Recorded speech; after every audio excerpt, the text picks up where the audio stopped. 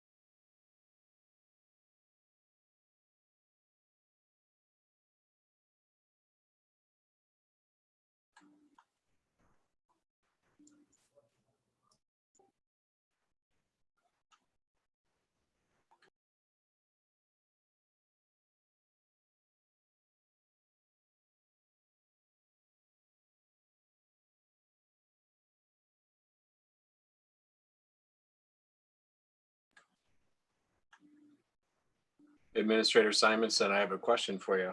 This is Trustee Waugh. Yes.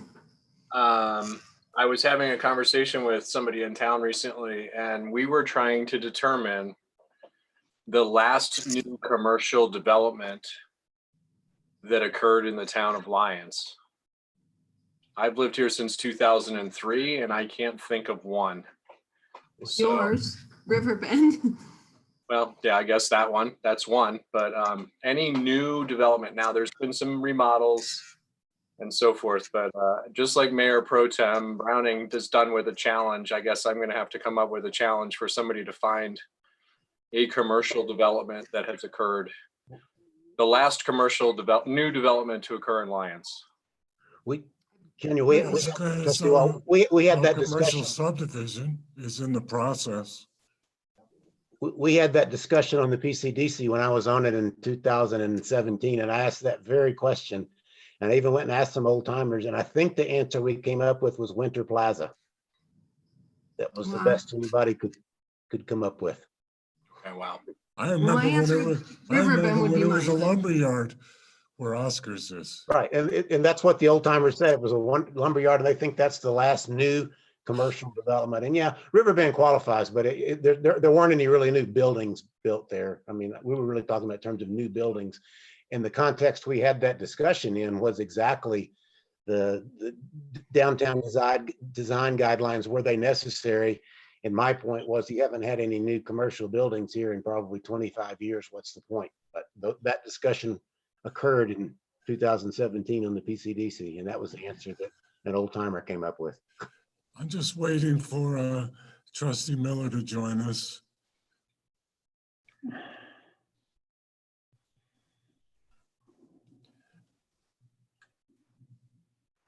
The man who owned the lumber yard is who built my house, Mayor Pro Tem Browning.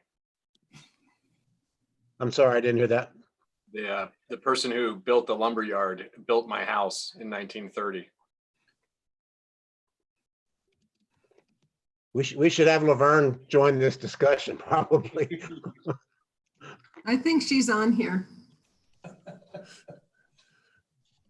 Do we know if Trustee Miller's going to be joining us? Oh, there she is. All right. Therefore, I'll call the September 8th, 2020 regular Town of Lyons Board of Trustees meeting to order. Could we have the roll call, Madam Clerk? Yes, Mayor Angelo, Present. Mayor Pro Tem Browning, Present. Trustee Caravas, Present.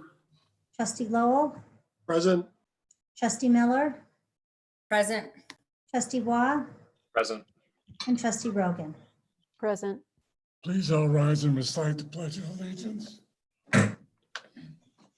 Allegiance to the flag of the United States of America, United States of America, to the republic to the republic for which it stands, one nation, under God, indivisible, with liberty and justice for all.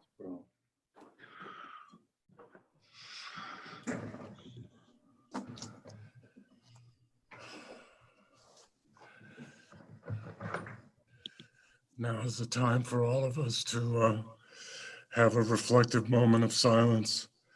Let's keep in mind the over 190,000 Americans that have perished and their families from COVID. Thank you.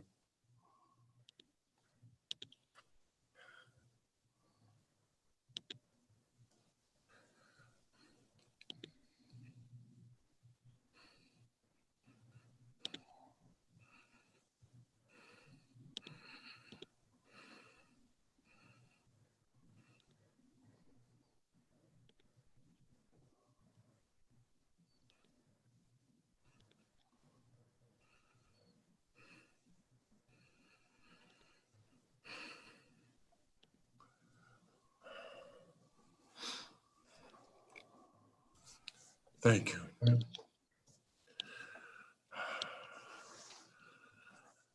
Entertain a motion to approve the agenda. So moved. Do we have a second? We have a second. Second. We have a motion and a second to approve the agenda. Would anybody like to amend the agenda at this time? If not, I'll have a roll call, Madam Clerk. Mayor Mayor Pro Angelo, Tem excuse me, Mayor Pro Tem Browning? Yes. No, I don't have an amendment to the agenda at this time. When we get to one agenda item, I may move to postpone it, but I'm not moving to amend the agenda.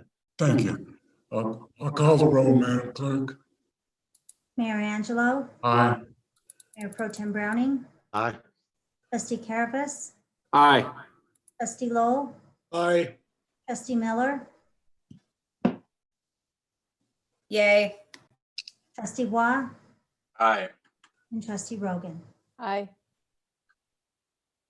Agenda is approved unanimously.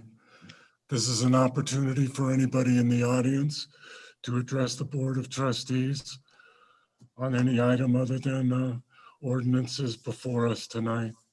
Would anybody on the board, excuse me, would anybody in the audience wish to address the Board of Trustees at this time? Mayor Angela, I think there's one point of clarification that probably needs to be made for the public's interest, and that's whether public comment will be taken on the liquor licensing renewal during that time or during public comment. Yes, sir. And I believe if the town clerk concurs, that typically the town's practice has not been to conduct public comment during a renewal. And so I think if someone would like to comment on the liquor license renewal, other than the applicant themselves, now would be the appropriate time to do so. But there's nothing in the state liquor code restricting the town from having public comment during that period. It's simply the town's practice. And so I would seek, both the board's input and the town clerk's input on this issue. Thank you for the clarification, Counselor. I'll repeat, would anybody in the audience wish to address the Board of Trustees at this time? Good evening. This is Laura Levy. Good to see all of your faces. Your name and address for the record, please. Sure. Laura Levy, address is 241 Pinewood Drive in Lyons, neighborhood of Pinewood Springs. Continue. I'm just popping in to say hello to all of you and also just express my support for the liquor license application by the A Lodge in town. I'm coming to you with wearing several hats. One is a neighbor, one is a local business owner who has a shop and office in downtown, and also as the recovery manager for Larimer County for the COVID pandemic. And I rarely see such a creative and inventive application and vision that will both add something really wonderful to the town, will also add a much needed new fresh business to the town, which is, as you know, struggling during this pandemic, and will also provide a place that I view will be safe, a place for people to see neighbors and really enjoy something that is missing right now in the community, and that's new fresh business that is really trying to pivot because of how difficult things are. And so I think, we should support that along with all of our other businesses in this community. We need to do everything we can to keep them going during this time. And so I just wanted to call and from several different perspectives, express my support for this effort. Thank you very much. Would anybody else wish to address the Board of Trustees at this time? I would like to address the board. I would like to. A. Allen Harker, your Yes. name and address for the record, please. Hi, my legal name is Amy Allen Harker. I live at 754 Apple Valley Road, and I own a house at 427 Park Street that we rent to Tom Maggio and Laura Rutherford.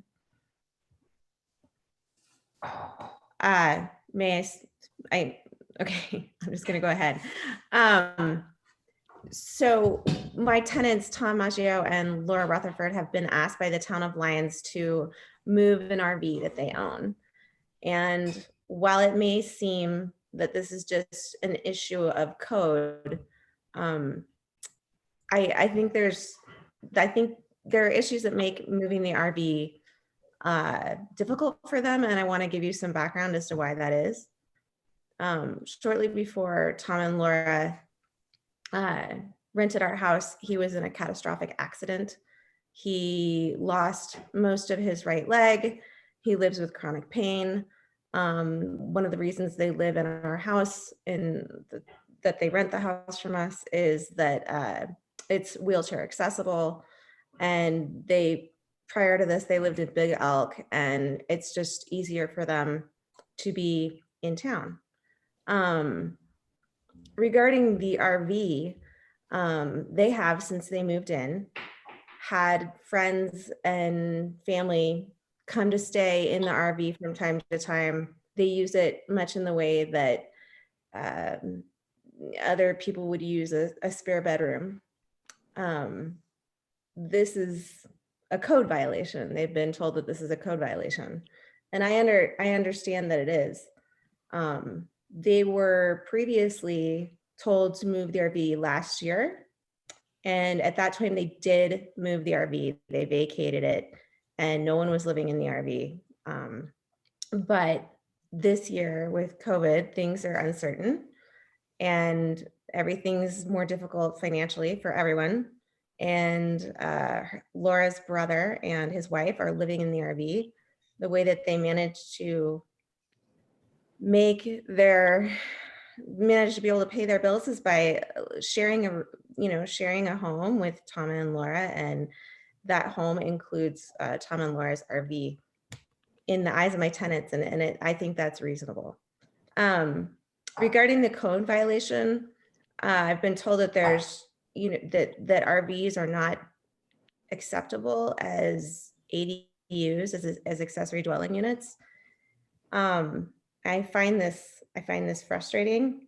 I know that also they're not necessarily allowed to have an ADU in the address where they are, which is zoned for R1 and not R2.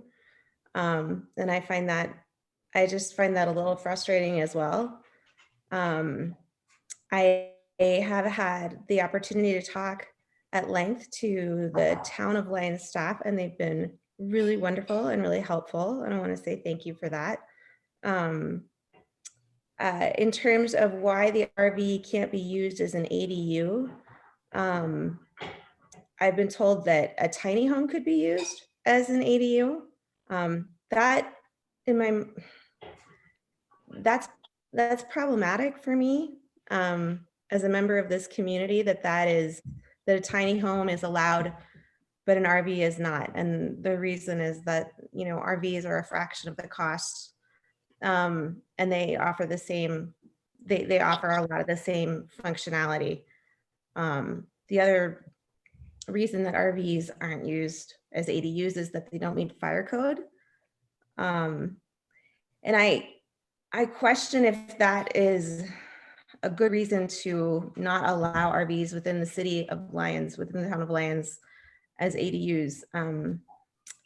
I think that when you say that people can't use an RV as an ADU, you're not keeping people out of RVs. You're just keeping people out of Lyons. And you know, people who can afford to live in an RV, who need to live in an RV, will live in an RV. They just won't do so within our town.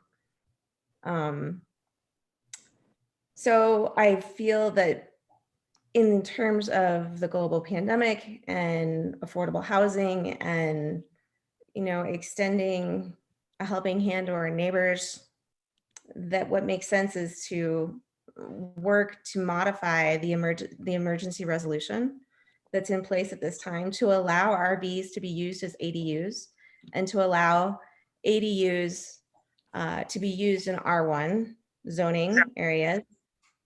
And I just, I feel strongly about this. These are good people. They're some of the nicest people we've ever rented to. I know that's not necessarily important in the eyes of the law, but it's a fact. And I just came before you tonight to express my thoughts on that issue. Thank you for your time. I really appreciate it. Thank you very much. Oh. We normally don't respond to audience business, but let's put that on a future action for discussion, Madam Clerk, please. Thank you. Would anybody else wish to address the Board of Trustees at this time?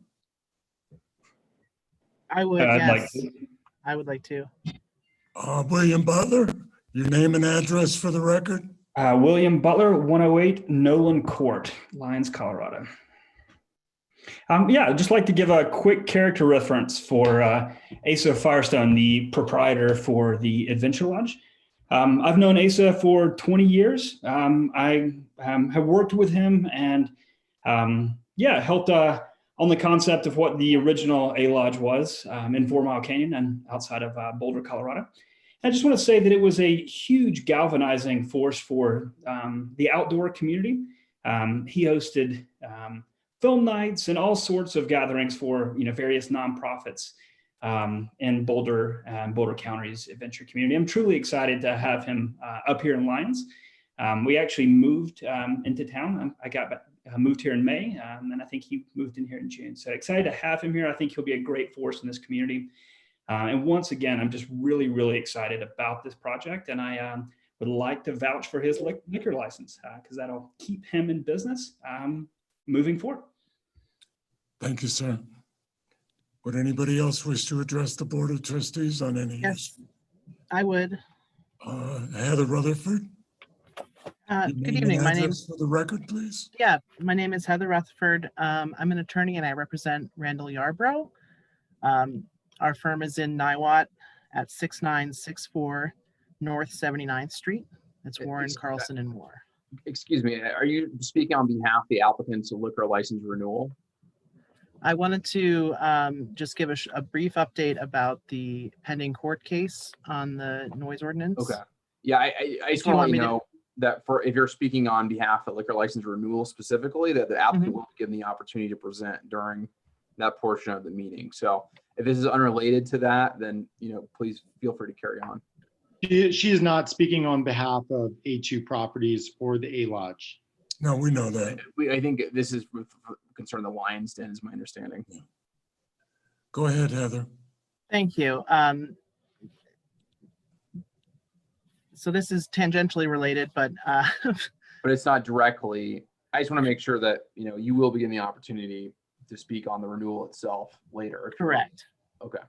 And this is about just giving a general update that the noise violations, the citations that have been given to Mr. Yarbrough, they're still part of a pending case that hasn't been decided yet.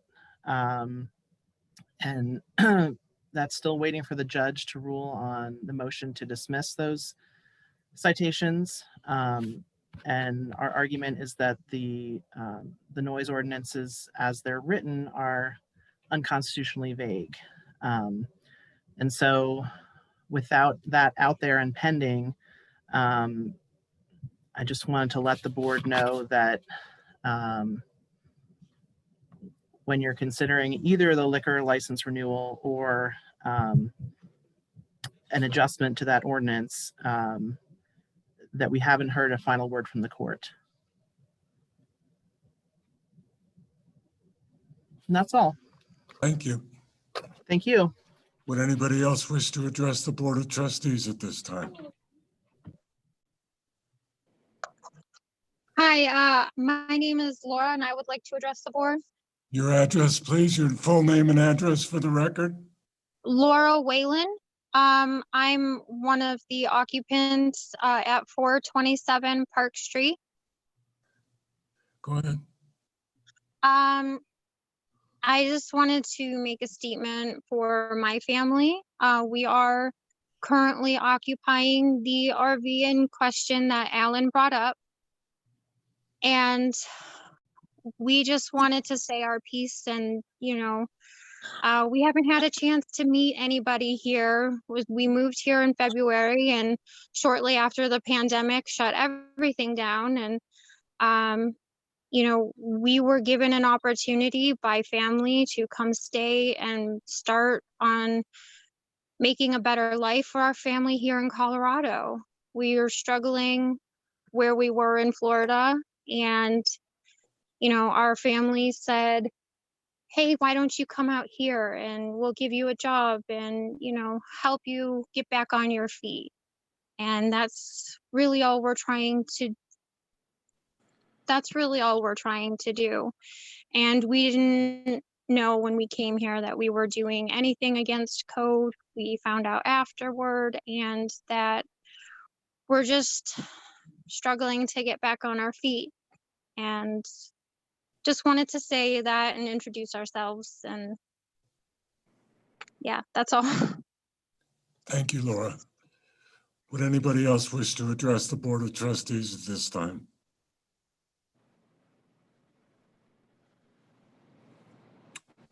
Madam Clerk, do you see anybody? I don't, sir. Thank you. We'll move on to Boulder County Sheriff's Report. Sergeant Bill Chris, sir. All right. Good evening, everybody. My report will be a little bit short tonight, but I do have a few items just to discuss real quickly. It looked like the holiday weekend went fairly well, even though it was very warm. Still brought a lot of folks to town, but the parks and everything seemed to go fine. I did not receive any complaints and anything like that. Tomorrow, myself and Town Administrator Simonson are going to have a meeting with Interim Fire Chief Piskey to go over some basic emergency plans and things like that in the event that Lions get sucked into any kind of natural emergency. Forest fires are the one that comes to light right away, with Larimer County being so close.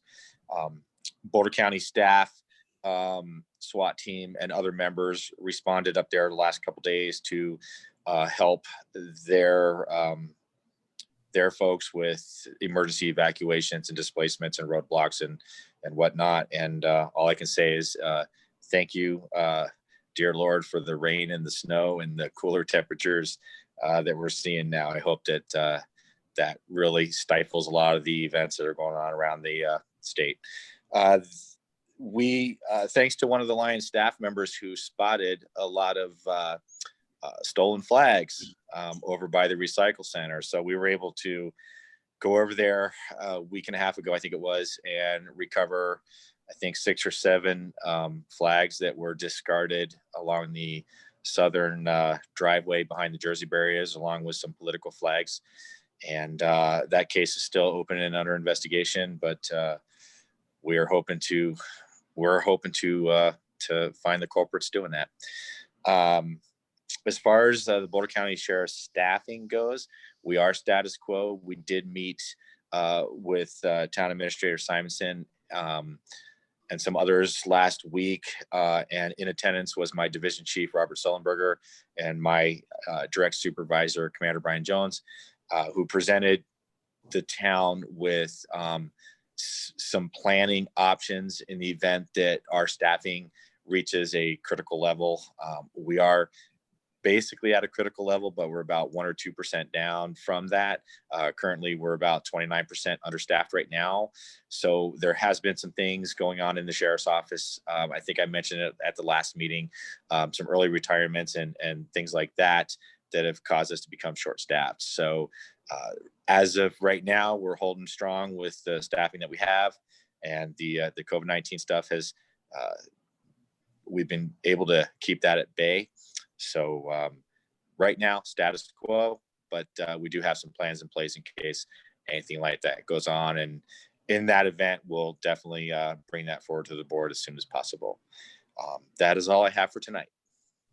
Please stay safe, Sergeant. Thank you. I would like to, at this time, take the opportunity to, because I saw it in the packet, that the Sheriff's Department gave a high recommendation to Clerk Vasquez, who took it upon herself to help somebody that needed help in town. Thank you, Madam Clerk. Yes, sir. Anytime. That's always nice to see. Trustee reports, Mayor Pro Tem Browning. Have no report as far as the Parks Commission is concerned. They are meeting next Monday, I believe it is. And I've got a couple of future agenda items to put into the record, but I will save those until the future agenda item section of the agenda. Trustee Miller. The LAHC meeting was today, actually, and I have some items that they went over. James, let's see. Installation for Bella Renewal is September 11th at 1 p.m. They will be bringing it down to Bone Park, and the town staff will be ready to adjust accordingly. They're going to videotape it. It's going to be kind of a live event, I guess, on Zoom. I think is what I was not able to attend, obviously, because I had the meeting tonight with for the board, but I'm reading from the minutes that they just sent. Let's see, Botanic Gardens are being fixed, basically from some of the destruction, putting down weed cloth and mulch soon. Bell Renewal will be near there, I think. That's what it looks like. And it says they're getting a videographer for that. Getting quotes for the videographer. Let's see. There is the mountain lion near the library got done with the utility box. I think people have seen that. It looks really, really nice. And there's also a raccoon that has been painted as well. Let's see.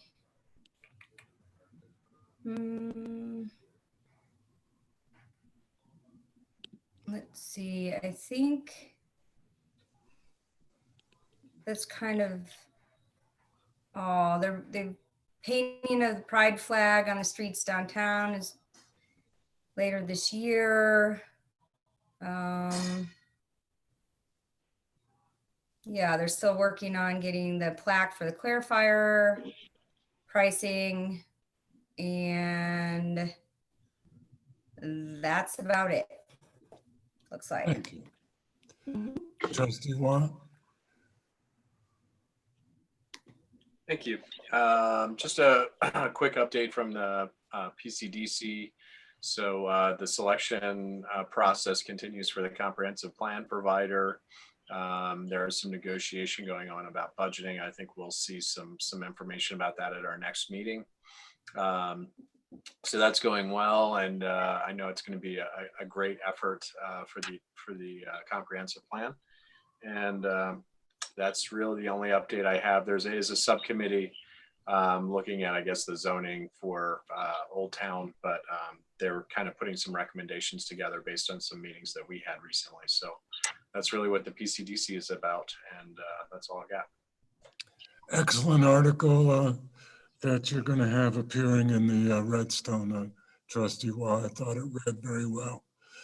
Trustee Rogan? Yes, thank you.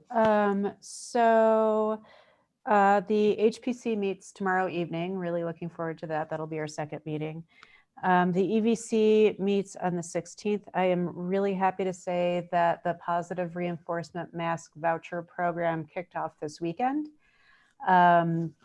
Thank you to Mayor Pro Tem Browning, who also walked around harassing people and giving them free money. It was really well received, and can't wait to see what the return on that is in terms of money for our businesses. I heard, although I'm not positive, that Barney was going to dress up in his historical lion costume and walk around on Sunday handing them out, but it was really hot and smoky, so I don't know if he did. So thanks to Brianna and Kim and Victoria for really getting that going. That was great. I attended the CML roundtable, which was interesting, and I can give details about what I learned there if anybody wants to know. Kathleen Spring, I think you guys know, probably is re-upping the Lions Recorder as a publication, which is terrific. And she reached out to me and asked me if I would like to write a column for the Board of Trustees. And I wanted to bring it to the entire board and say that I would be happy to write a monthly column. I would also be happy to share that responsibility with anybody else who would like to write a column, and to kind of get your take on whether you think that's a good idea. I know typically, Mayor Angelo, you're the spokesperson, and Administrator Simonson is the spokesperson. So I would certainly, if you agree that it's okay for me to write the monthly column, I would certainly run it by Mayor and Town Administrator before a publication. So anybody who wants to write, please let me know. I certainly have no problem with your writing skills, Trustee Rogan. Oh, thanks. So other trustees, you can think about it, and if you have a burning desire to write something, let me know. Otherwise, I'll let Kathleen Spring know that we're a go on that. Trustee Caravas?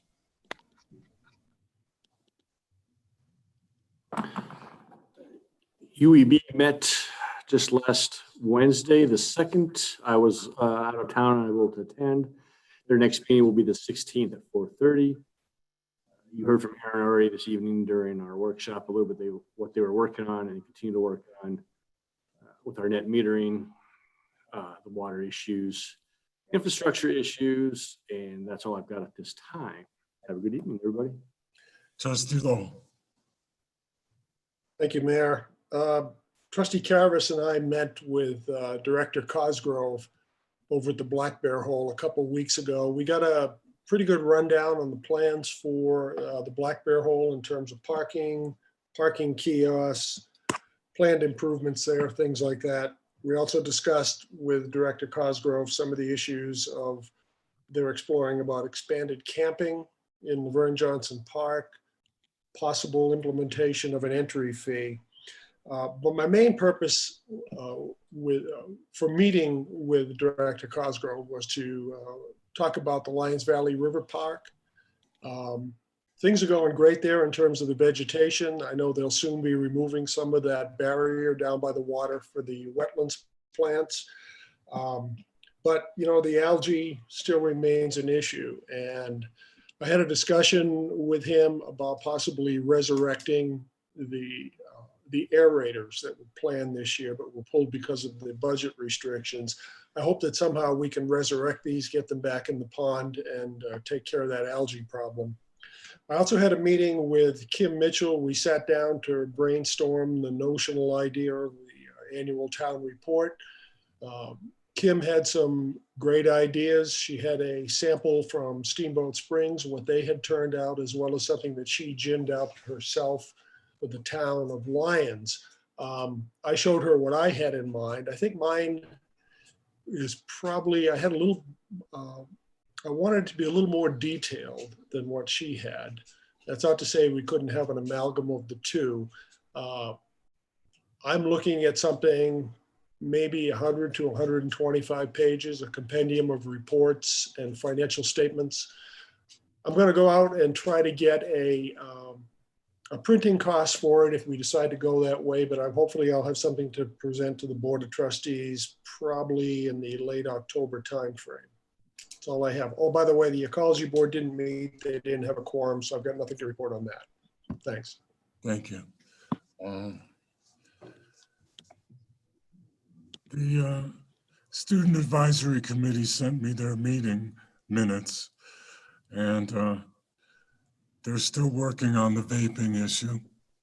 I don't know what's going to happen in regard to school, and neither do they.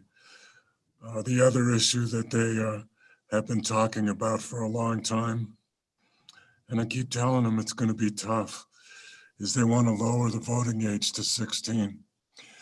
I like it. They're involved in the process, and good for them. That's all I have to report, really. I've had several meetings, very productive meetings with the town administrator, and she'll update some of our discussions in her reports. I have a couple of mayoral appointments to the Health and Human Services, Housing and Human Services Commission. Jennifer Swartz and Janaki Jain. So please enter them in the Human Services Commission. And I'd like to just remind everybody of a very important commission position that is open, and that's on the PCDC. Going into the comprehensive plan, that is an incredibly important position. So anybody out there that's listening, step up to the plate. Staff reports. Flood recovery update. Evening, everybody. I'm not going to read the staff report, but the flood recovery report, but I did want to go over a few items that I thought the board should be aware of, and there are a few items that I am looking for direction on. But first, I do want to point out that I added the updated pilot budget. That's the FEMA pilot program, the PAP. And it looks like once we finish the parks and the paving that we have, that's just a small portion of the paving project that we have going on now, I think we're going to come in really close to being right on budget. And that was a $22 million bucket of money. So hopefully I'm going to review all the numbers, but that's really good news if we come in on budget with all the work we did, because that included all the parks, the whitewater features, roads and alleys, and the wastewater treatment plant. So that's quite an accomplishment for the flood recovery team if we regardless, even if we come in a little bit over budget, that's took a lot of hard work to stay on top of that. The next item I wanted to discuss was the Second Avenue Bridge. Just want to give you an update. In the on consent agenda tonight, we are awarding the construction contract, construction management, and the materials testing for this project. I would anticipate we would set up a kickoff meeting at the end of September, and that the contractor will probably be mobilizing early to mid-October and probably start demo of the bridge. But we do have a few financial things to sort out, and we still have easement agreements to finalize. So one of the items I included in the packet shows the cost to the town that I know are not going to be covered by FEMA, and that's around $94,000 plus. And that's for the easement agreements, and then other requests for tree replacements, secondary access to the alleys, a fire hydrant relocation, and then some fees from the engineer for the resident demands. Some of those items I am going to be seeing if FEMA will cover those, and that's the alley access point, the additional access points, and the hydrant. But otherwise, these are costs to the town. I do want to point out that 194, so 194 Second Avenue had requested $9,000 be placed in escrow in the case that the trees may die from the grading. We met with them one more time, went over the grading with them, the area of work, and they still would like the board to consider the $9,000 in escrow. I did consult with the attorney and with counsel, and that is possible for the board to fund that through an escrow account and hold it for them in case there's a future, you know, if they have any impact to their trees in the future. And we've come up with a plan to put in their address file, and I put laid that all out in the memo where I'm asking for direction. So I would like the board to give us direction on that. If they do not agree with going down that road, then we will pursue condemnation. I do want to mention we do have an RFP out for the condemnation attorney, and they will be, proposals are due on the 10th. So they will be awarded on the 21st at the next board meeting.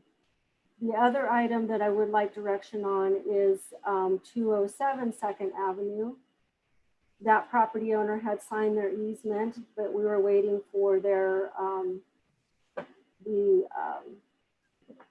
second signature on that, and in the meantime they rescinded their signature and obtained counsel. So I don't know if the board would like us to continue negotiations with 207 Second Avenue or pursue condemnation with that.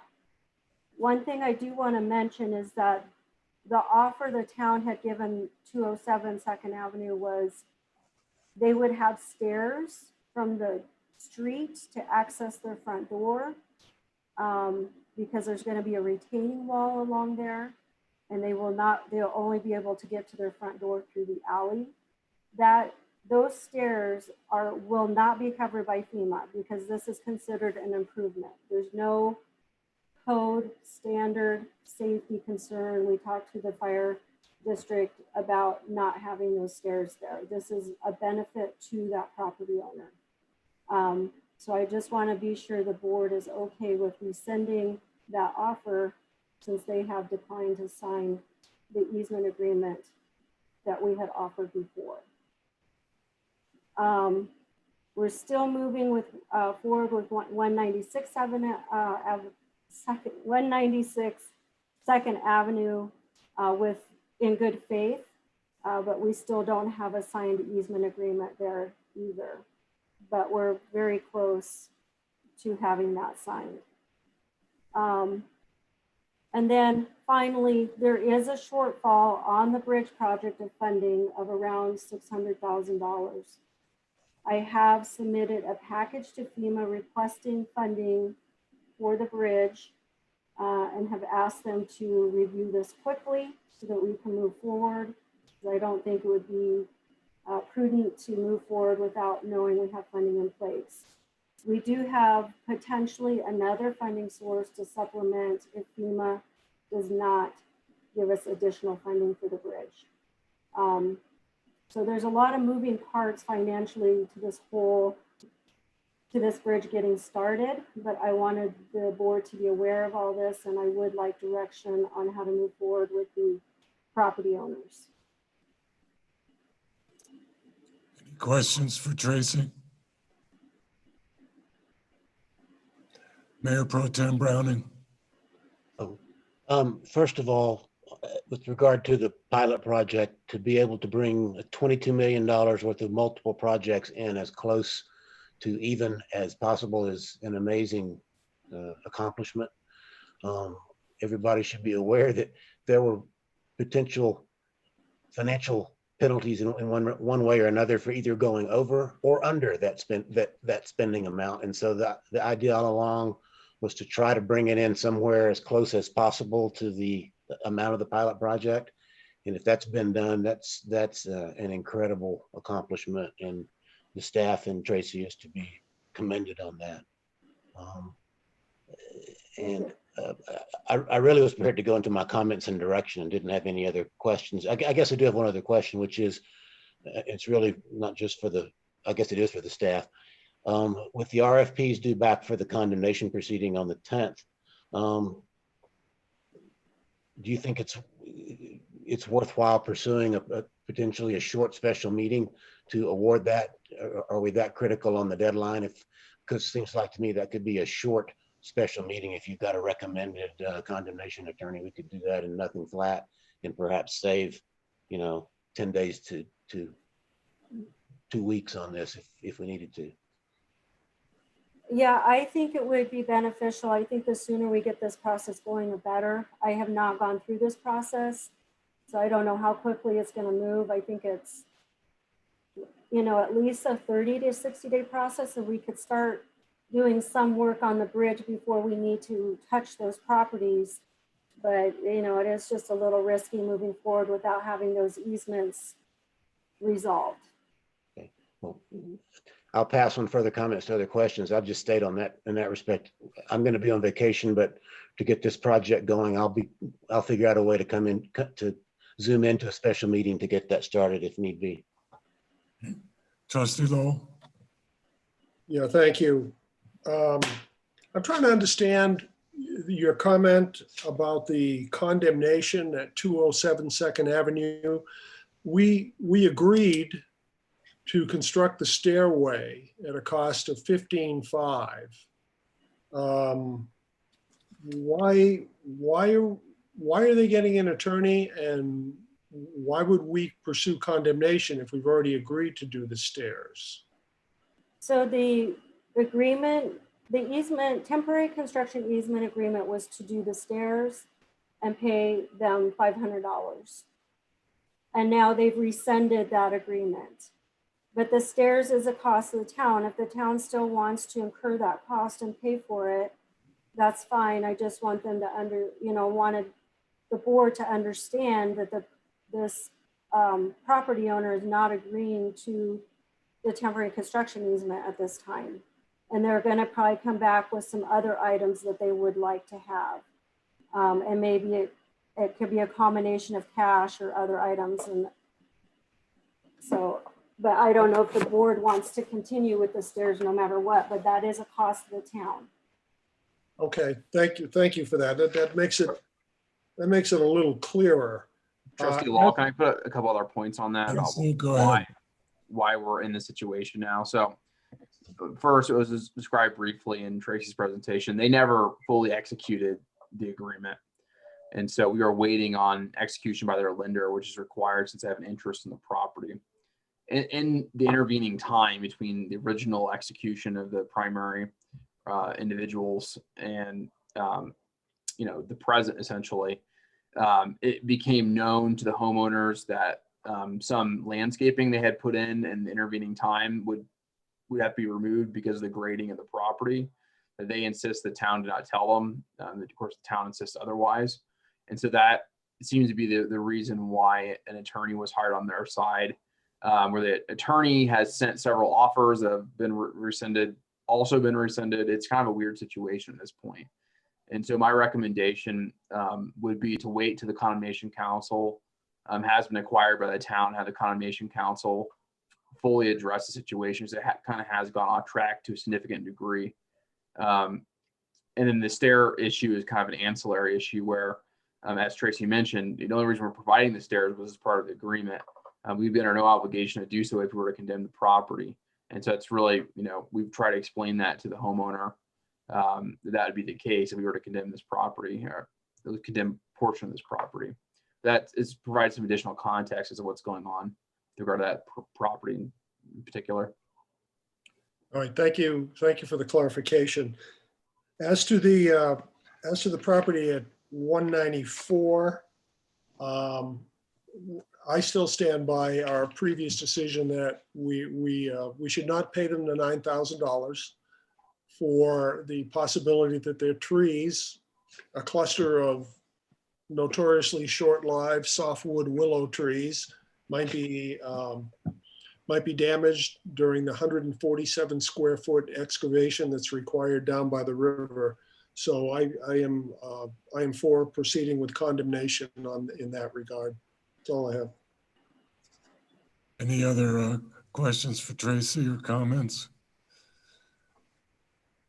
I have one, Tracy. In regard to, it says on your one sheet here, current shortfall 611, 993. Could you explain that to me in regard to worst case scenario and a best case scenario if we were able to get the funding that's been discussed recently that may be available to us? So that 611,000 is just for the bridge. So that doesn't include the 94,000 that the town is going to have to pay for no matter what.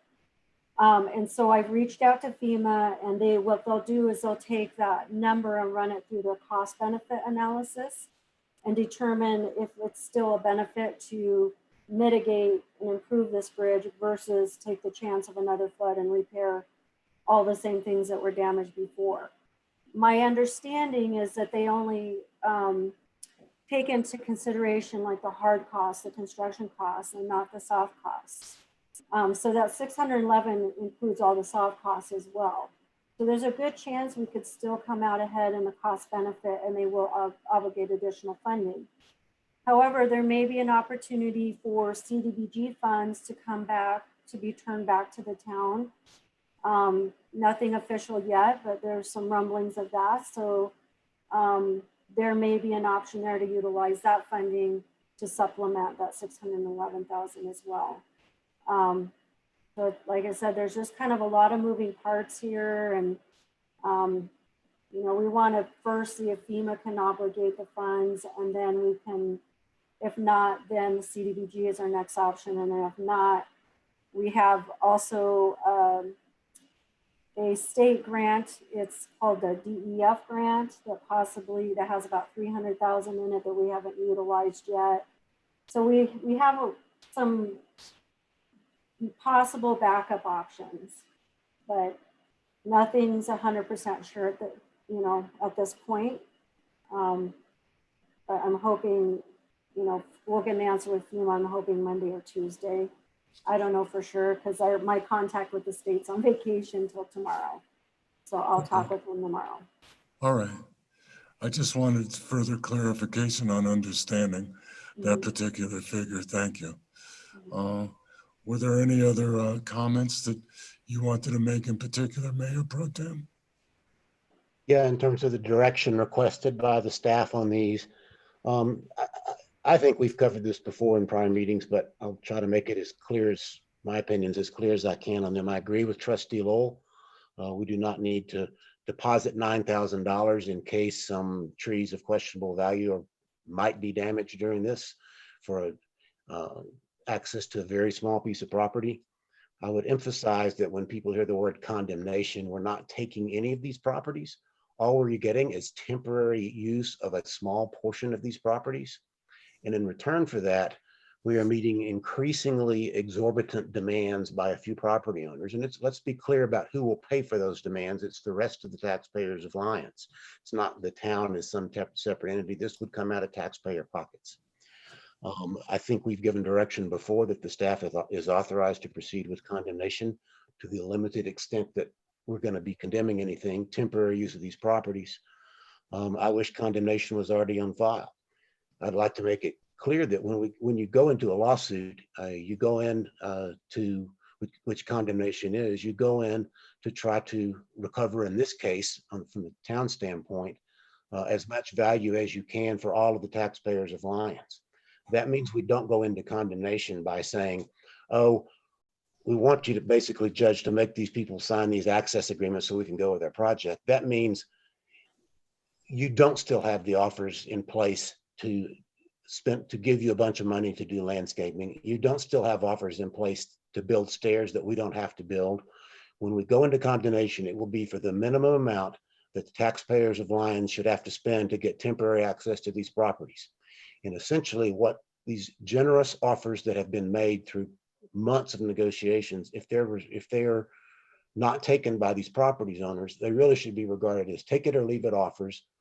Negotiations have gone on long enough. We should go to condemnation and seek to pay the bare minimum we can to these property owners to save taxpayer money. We should not offer to build them steps. We should put them at risk of having to get their own access to their property because they decline the town's generous offers to spend taxpayer money to give them access. And if we go to court, these offers are off the table. And instead of spending $94,000, if we end up spending $10,000, that's great. We've saved the rest of the taxpayers of Lyons $84,000. And let's go forward with condemnation. Until that suit is filed, these property owners have the chance to sign these agreements as they have been presented. If the property owners choose not to sign those agreements, then they face the risk of not getting anything near as much compensation in a condemnation suit as they've already been offered by the town. If that's a risk they choose to take, turning down these generous offers from the town, then that's their choice and they can pay their attorneys to argue about it. This bridge project is crucial for the entire town. And this bridge project, the people that benefits the most are the nearby property owners who are at risk of those steel girders catching debris from the next flood and flooding their properties. So let's get the condemnation, give them the chance until the day we file that suit of taking these offers. If they don't take these offers, let's file the suit and get out of the suit by paying as little as we can to save money for the rest of the taxpayers of Lyons. And that's my direction. Any further comments? I concur. Go ahead, sir. I would just say I concur. He said I can't say it much better. We've been dealing with this, I believe, since February. Previous board said condemnation. This board said condemnation a month and a half or so ago. Here we are. We don't have it yet. It's time to go. I also concur. And I concur. Trustee Lowell, I think you concur. Trustee Rogan? Yep, I concur. Trustee Waugh? Concur. It's an unanimous decision of the Board of Trustees to proceed. Okay, I appreciate the direction. Thank you. It is one thing for the board to know as well is that once the condemnation council is on board and with something we're having a special meeting to do that, which I'd also recommend doing, there will need to be a condemnation resolution that comes back to the board and that we would also like to do as quickly as possible. And so there may be the need for another special meeting in order to authorize the condemnation, which once again, we can't really do until the condemnation council's been procured. And so stay tuned for those coming attractions. Thank you. Administrators report. Evening, thank you. We've covered a lot of ground already with staff. There's a couple items. If you have questions for my report, please just ask those. But there's a couple of things I want to highlight that haven't been mentioned. One is in regard to our business community. We now have a grant program that's available to our small businesses called energizecolorado.com. And this is grant money. These are not loans. So if you have not heard from our Main Street manager or you want more information, please reach out to town staff and we can help you find out if your expenses are eligible for that. As I mentioned earlier in the workshop, we have been able to locate Lake McIntosh shares. And at one point, the board was wanting to spend up to $70,000 on purchasing some Lake McIntosh shares. And so we now have located those. I just want to concur if this is something we still want to do, or if you want to hold off a little longer and rediscuss it at a meeting we can notice. Right now, the shares are being offered at $10,250 each. And there are, let me count, there's actually nearly 20 shares available if we would want those. So you can think about that or give me some direction on how you want me to continue, but those are available, like I said, now. Those also are commodities that come and go. So if we pass them up, you know, who knows when the next group will come around. I also want to mention that we are, in addition to working with CDOT on several different projects, there's also it's called Safer Streets Grant that Boulder County is applying for through CDOT, and it would include striping and improved vehicle lane and bicycle lane delineation all the way from Nelson Road to Apple Valley. So it would come right through town. So we don't have any skin in the game other than they asked us to write a letter of support for that, which staff did. And so we might be seeing some improvements there without having to apply for separate grants ourselves to do that. The stream bank stabilization project behind the homes along McConnell is back in action and will be completed by the end of the month. And we have started our first neighborhood meeting with the Longs Peak residents on the replacement of the water, sewer, and roadway along Longs Peak Drive. I think there's probably around 10 people that attended that. So that's our first meeting to start discussing that project, as well as we are going to see a couple other local projects. As Tracy mentioned, they'll be finishing up the paving that occurred all summer long, and then the contractor left for a few weeks. They were supposed to come back today to start cleaning up that area, but the weather, my guess is it'll either be later this week or next week now. I do know that people are asking about that. We also have upcoming asphalt replacement on 4th Avenue between Main Street and Broadway. So that's a busy street, very visible, and be watching for that project to start next. We have several driveways along that stretch to try to coordinate with the owners as they replace the asphalt there. So you might see that happening as well. And then I just want to reassure the public that we are looking really close at some new ways to maybe offer alternative community events. I know the Halloween Spooktacular and the Parade of Lights has always been a really big deal for our local community. And our staff are working on some ways to do that really creatively. And so stay tuned, because we think we might be able to still pull a few things off here yet this year. So we'll probably be announcing those here in the next few weeks. And want to reassure the board too that the 4th Avenue Ped Bridge, we have met with 2 different large state grantors this past week, the staff, and we have 2 good alternatives for funding our gap in financing after the Safe Routes to School grant. So we are putting those together, and they are both, they were due, one is due October 1st, and I think the other is October 8th. So they're both due very shortly. But if awarded, between that and a local match that's required, that could possibly happen through that. If you guys recall that parks donation we had last year. And then maybe $25,000 of our conservation trust, we would be able to get that bridge done in 2021. So Kim is the lead on those grant applications, so no pressure, Kim, to do by the next couple of weeks. And I think, oh, the other thing, and it came up, Tracy alluded to it as well, is that we have been contacted by the state that there is a potential for some more remaining unspent or returned CDBG DR funds to come to Boulder County. And if that happens, as most of you are aware, we are part of the Boulder County Collaborative, at which we decide how funds will be spent within the county and the municipalities within Boulder County. So they know that we have a funding gap that we would like to use for Second Avenue Bridge if FEMA does not cover that. So I just want to reassure everyone, we will be at the negotiations table trying to get funding for that. There's only 2 projects that are eligible in Lyons, and unfortunately the Ped Bridge is not one of those. It would either have to be cost overruns on Second Avenue Bridge or what was called the Red Hill Gulch stormwater project that involves Bone Park. So those are the only 2 projects at this point that would be eligible. And if we are awarded it, it needs to be spent and reimbursement requested and basically closed out by September of 2021.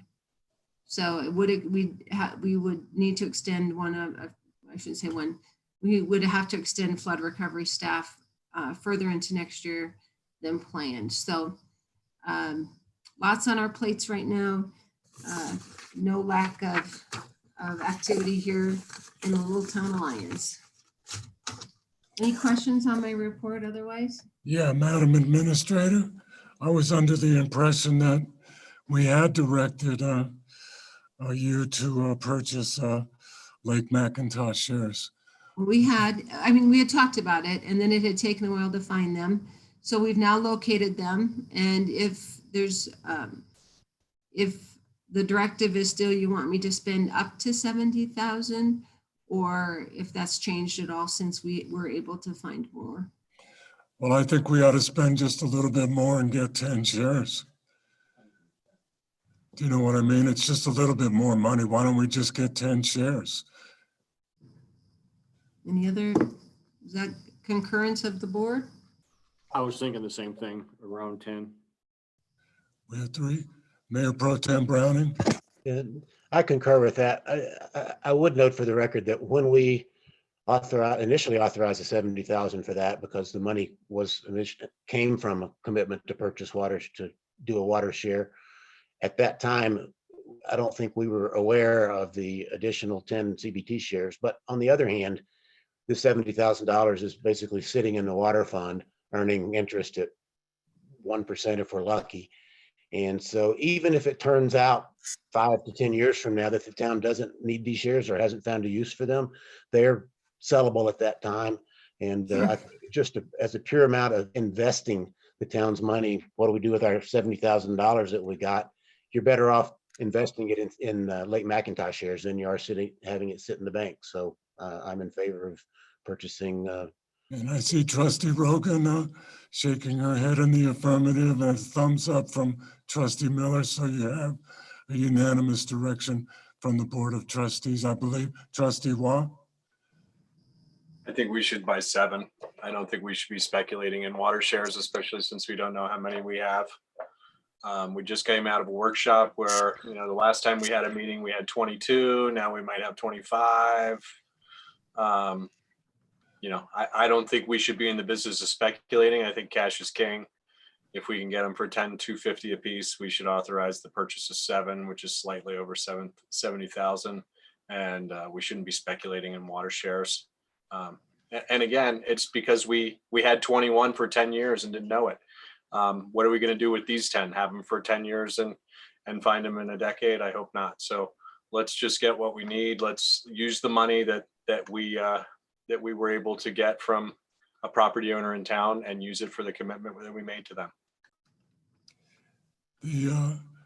the board has directed you, Madam Administrator, to go ahead and buy 10 shares by a 6-to-1 consensus. Mayor, I would agree with 7 shares as well. What Trustee Watt said. I think $70,000 is I was not. 10 shares would be 100 and I don't know. No, that's what I meant. Okay. The extra money for 7 shares at the extra $250 a piece to go ahead and spend that. Excuse me. I'm sorry, I made a mathematical mistake there. So to clarify, we're only purchasing 7 shares. That's right. Okay. But 7 you have the shares. authorization to spend the 150 times 7 above the 7,000. 10,250. Okay. Okay. And then I'll talk with the attorney to see if we need, knowing our issues with documentation in this area, I think I'd like to bring something forward, whether it be a resolution or just something for the minutes that demonstrates what we purchased and what the intent was. I think that would be good to start documenting. I think a resolution would be good. Okay, so we'll hope they're still the same price tomorrow morning and we'll get that taken care of. Thank you for the clarification on the mathematical error, Trustee Waugh. Trustee Lowe. Yeah, I have one more question for Administrator Simonson, and I know Director Cosgrove's on the call too, so maybe he can answer. I thought we were promised about 3 weeks ago or so that we were going to get the striping on the McConnell Bridge done. I haven't been paying attention, I guess. I don't know whether the striping on the rest of the new paving has been done, but whether the painting on the McConnell Bridge, anybody know? That would actually be Dave or Tracy. Or Dave, are you able to answer that, or Kim? Yeah, I'm here.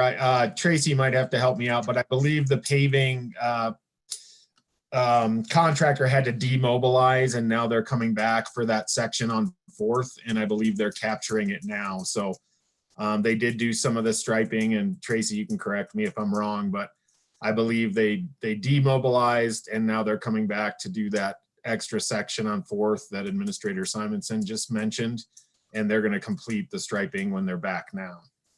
But Tracy, you can correct me if I'm wrong. Yeah, so Thursday, they're going to start the work over on 4th Avenue, and I would like to add that that section of the road between Main Street and Broadway will be closed over the weekend and probably 5 to 6 days. But since they'll be remobilizing for that work, we're replacing the storm drainage pipe there and paving, they will remove the following week to come in and finish up striping, and there's quite a few other, there's a drainage thing that they need to work on. So there's a whole list of items that they still need to complete, and seeding and things like that. So they will be here next week finishing up items on this project.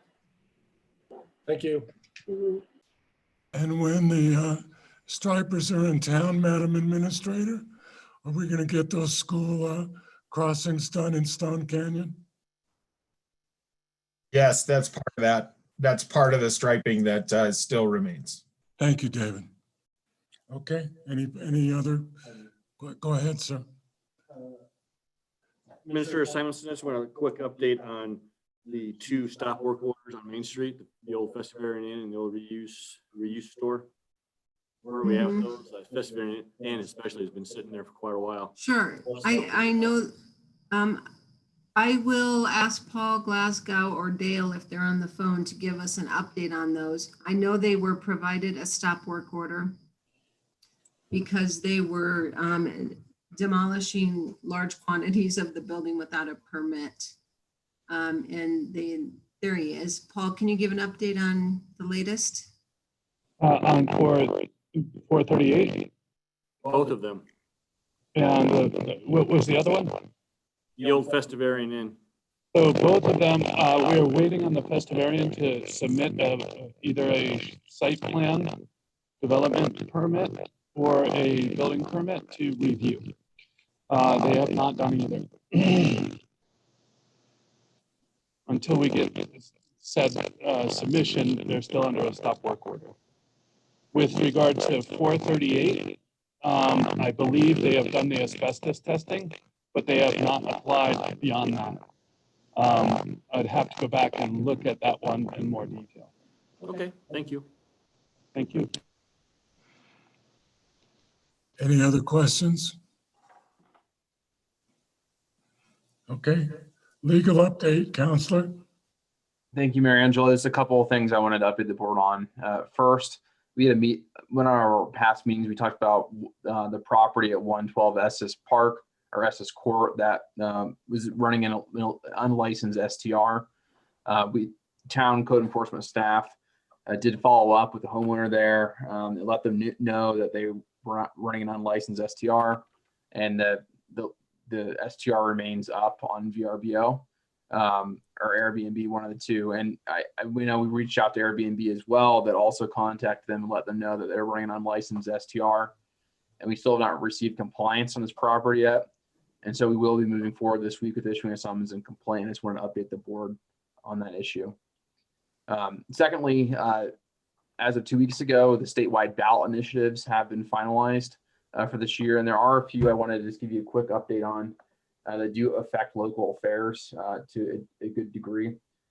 We were just Mary Angela, you were just updating the board on the Student Advisory Commission and their efforts to lower the local voting age of 16 for municipal elections.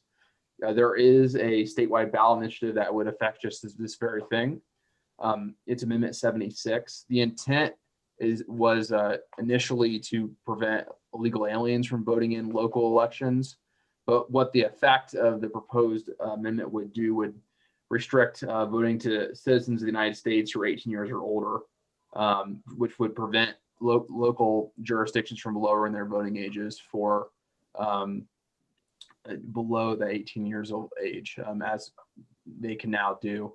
And so this is an issue that CML is active on. But I just want to let you know that is out there and will be voted on during the November election. The other one that I think is important for the town to note is Amendment B, which it would repeal the Gallagher Amendment in 1982. And for those of you who are not aware, the Gallagher Amendment relates to property taxes in Colorado. And what it does is it sets the proportion by which commercial and residential properties pay into the total sales tax of the state. And what it says is that commercial properties, which it classifies as non-residential, shall pay 55% of the total share of state property taxes, and residential shall pay 45% of property taxes. And what this locked-in rate, what it has done over the years, has meant that commercial properties bear more and more of the load of property taxes over time. And so essentially, on whole, residential property tax rates have gone down over the years, and commercial have gone up because there's a lot more residential than there is commercial. And so, but the commercials eat that larger portion of the pie. And so this is up for repeal as one of the ballot initiatives. There is also a required paid medical and family leave initiative as well. This has come a few other times that would apply to municipalities that would also increase potentially town expenditures. And then finally, there is a Tabor exemption for new Tabor enterprises. That is also on the ballot.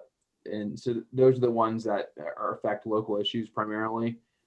There is also a sales tax increase for tobacco and other nicotine products such as e-cigarettes. So is also on the ballot. But really the big ones to focus on are the Gallagher Amendment repeal, and then also that voting age / citizen requirement are really I think the two big ones for us to be concerned about. I just want to give the board a quick update on those issues. Thank you, sir.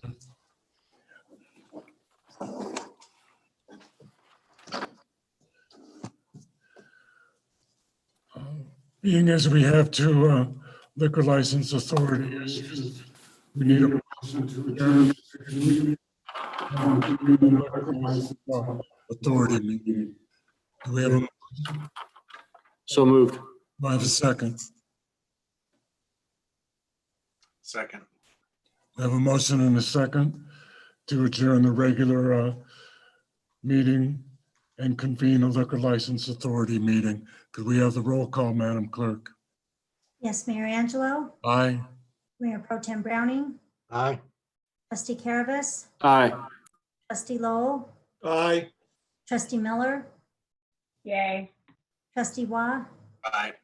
trustee Rogan. Aye. Motion passes unanimously. We are now in a liquor license authority meeting. Madam Clerk, could you please read item 1? Yes, item 1 is a new tavern license application submitted by A2 Properties for the A Lodge located at 338 Main Street. Could we have any staff issue on this?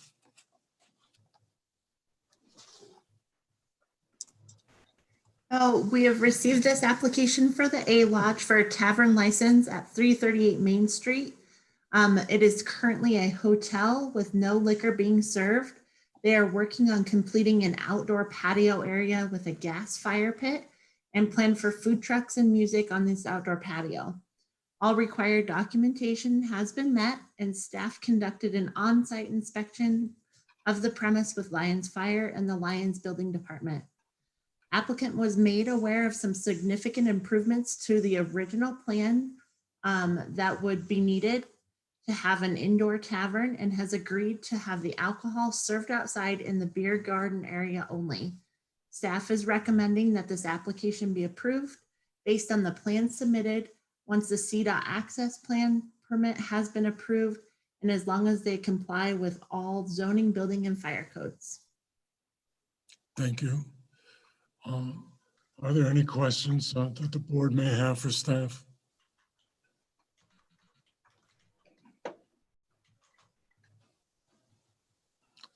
Seeing none, does the applicant have any comments for the board? Yes, this is Asa Firestone. I am a managing partner of A2 Properties and business partner with Kurt Klebe. So dear members of the board, the town staff, neighbors, and concerned citizens.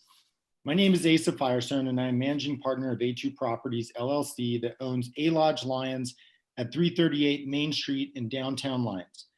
My business partner, Kurt Klebe, and I took ownership on November 1st, 2019, with the dream of adding to the vibrancy of downtown Lyons with an outdoor themed lodging business.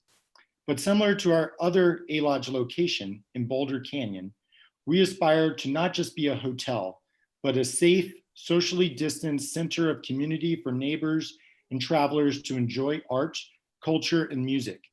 We aim to complete this vision with the advent of a licensed outdoor patio space, a space that invites neighbors and guests to convene safely outside, to sit by our gas fire pit and enjoy a local craft beer, to listen to local musicians, make a new friend, watch a family-friendly outdoor film, and enjoy beautiful downtown Lyons, a space that safely encourages the community to spend their time, energy, and money locally in Lyons.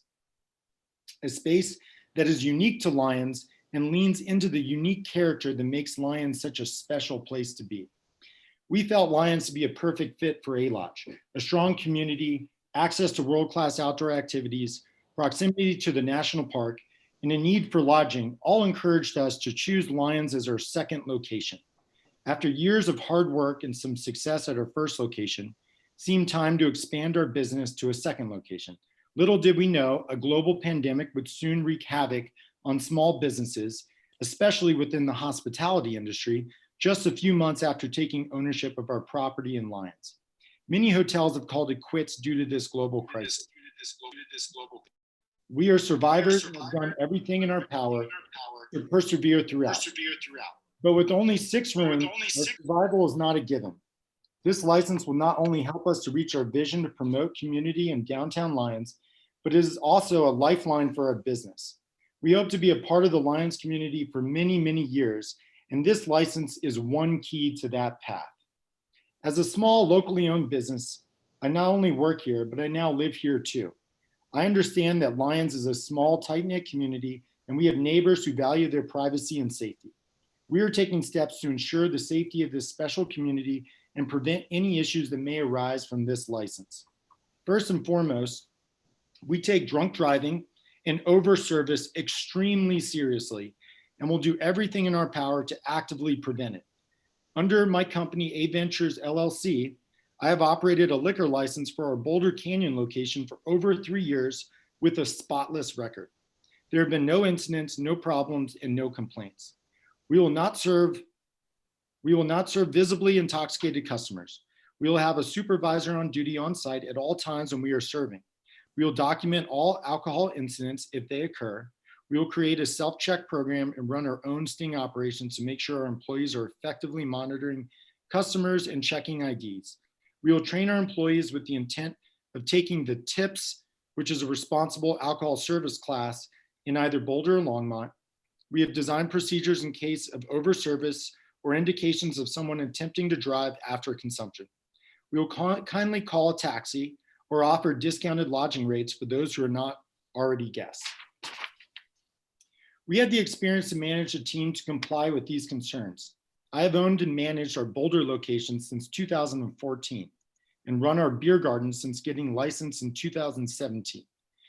Christopher Klopper, my general manager at our Boulder location, was previously a general manager at the Mountain Sun for 5 years and has a thorough understanding of the tavern business and the effects of alcohol on a person and a community. We ask you to grant A2 Properties LLC a tavern license and the responsibility that goes with that license. We do not take it lightly and firmly believe this will allow us to enhance guest and community experiences at the A Lodge and support community in downtown Lyons. We want to emphasize our commitment to safety and responsible serving, as well as our commitment to the vibrancy of downtown Lyons. Again, thanks to everyone who is here virtually on a Tuesday evening for joining the discussion and voicing your support and your concerns. We very much hope that you will grant this license to us, and we look forward to a long and prosperous and vibrant community in downtown Lyons. Thank you so much. Thank you, Mr. Firestone. Mr. Klebe, do you have anything to add? I would just add that we're very excited to be a part of the Lions community. We've had some great guests so far this summer. Believe it or not, we've actually got some customers, which is fantastic. And we're very excited about the beer garden. I'm sure many of you have driven by and seen what we've already started to put in place. And we're going to have some string lights, a fire pit, some great picnic tables. And we're very excited about what this is going to do for Main Street and for Lyons in general. So thanks for your time. Thank you, sir. Are there any questions from the board to either of the applicants? Trustee Miller. Yeah, I just have questions about the food trucks and where they will be when you have them. Absolutely. That's a great question. So we really haven't changed the patio space very much. It was pretty much an empty yard and was just kind of overgrown. But there was a driveway that went from Main Street all the way along our property, all the way to the garage in the back. And we are preserving this driveway, and that driveway would be where we would locate a food truck when there's enough demand for a food truck. I don't think, we're going to have a food truck there every single day, but we certainly think that there's value in bringing a little bit of variety of food to downtown Lyons. And one thing that we have highly considered is that we want the best for the local businesses in downtown Lyons. And we are exploring ways to figure out how we can help the local restaurants that are close by to us, rather than posing as a threat to them. So some of the ideas for that is that we can ask the local restaurants for if they want to provide a food truck option. We can go to them first to ask them if they want to participate in this space. But I'm also open to, your ideas and to the local restaurant ideas as well, because the last thing we want is to see amazing restaurants like The Fork go out of business, permanently. Okay. I have another question regarding the school. Because you are right in front of the grade school, the elementary school there. And what your hours of operation intend to be, what, you know, you intend to do about serving alcohol during, school hours or whatever, as the weather warms up and elementary kids are coming and going to school, hopefully again very soon. There will be children and families coming and going right there. And 6, 7, 8 years ago, you couldn't even apply for a liquor license right where you are. Sure. Because you were so close to the school. So I'm just kind of curious. That's a great question. So the first thing I would say is that we plan to be very family friendly.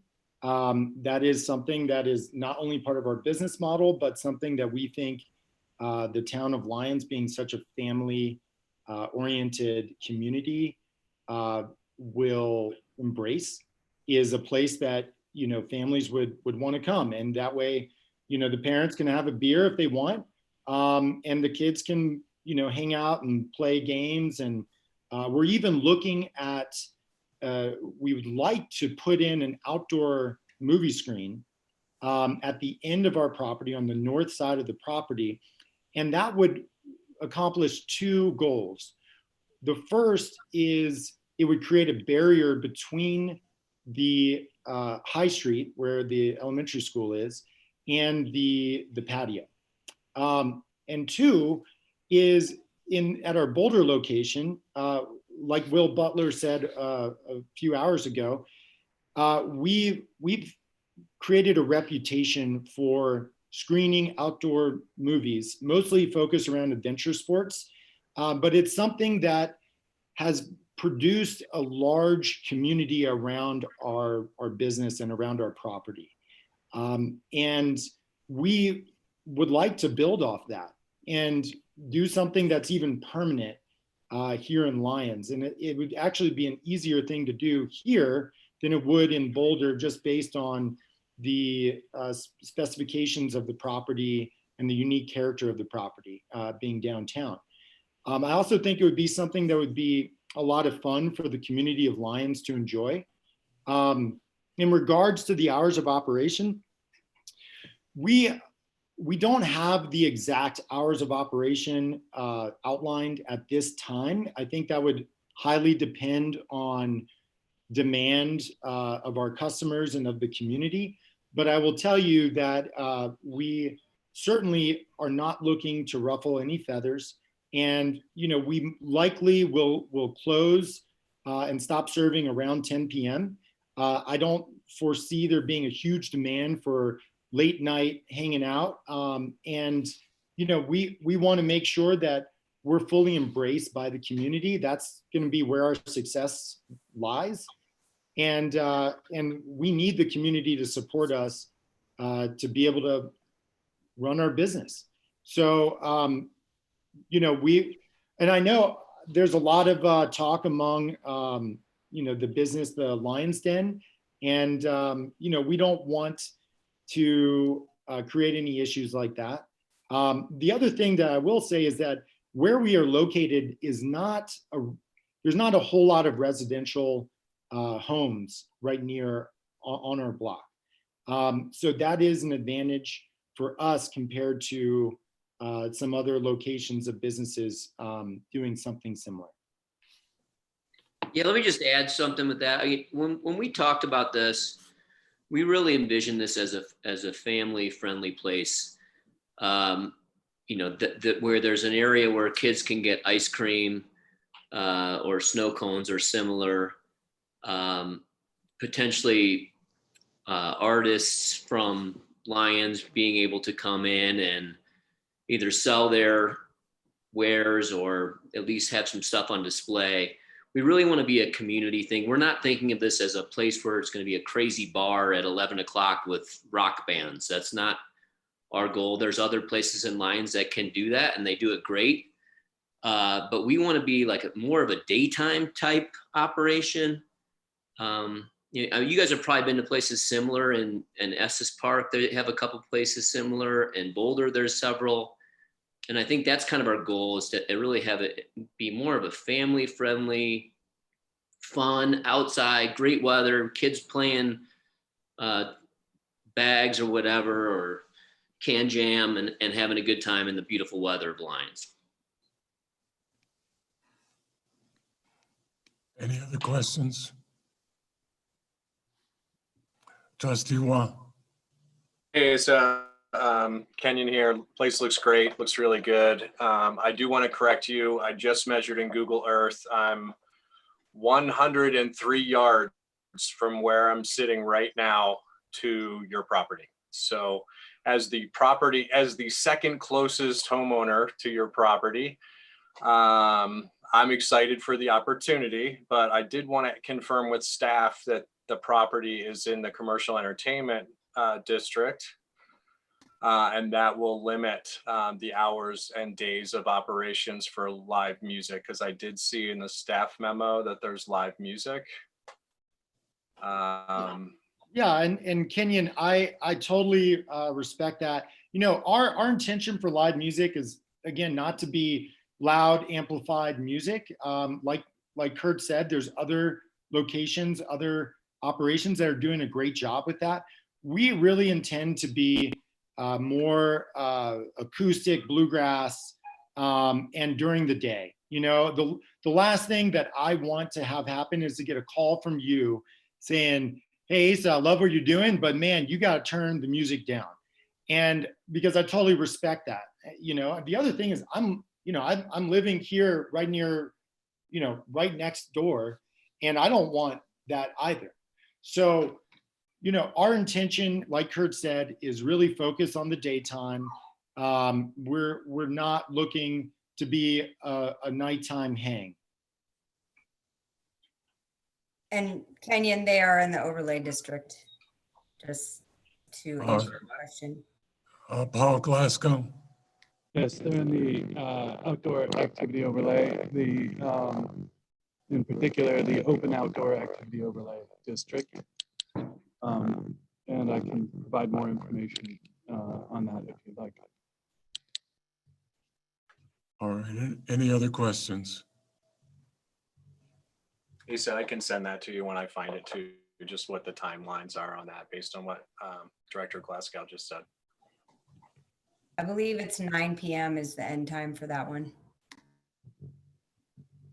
Any further questions?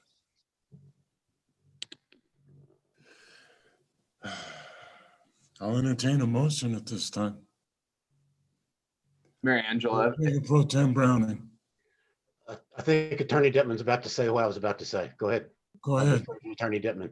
Yeah, two things. Just to be clear, because I think it was maybe unclear at the beginning of the meeting, whether there's any other neighboring resident or any concerned citizen who hasn't already spoken who would like to do so.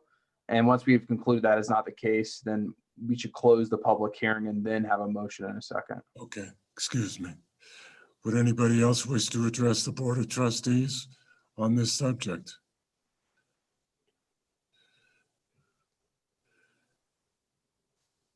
Aren't we actually the liquor licensing authority at this point? You are, yeah, as a technicality, yes. Yes.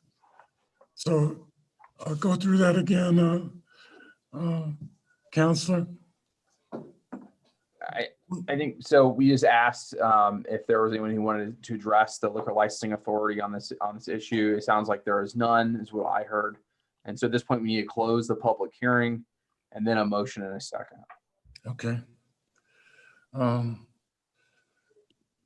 Would you like to say something first, Paul Glasgow?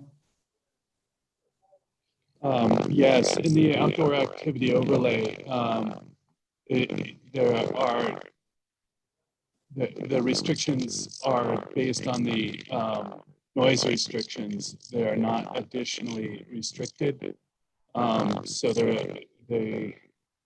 follow the noise ordinance, which I believe is, I'll have to go back and look at that specific ordinance.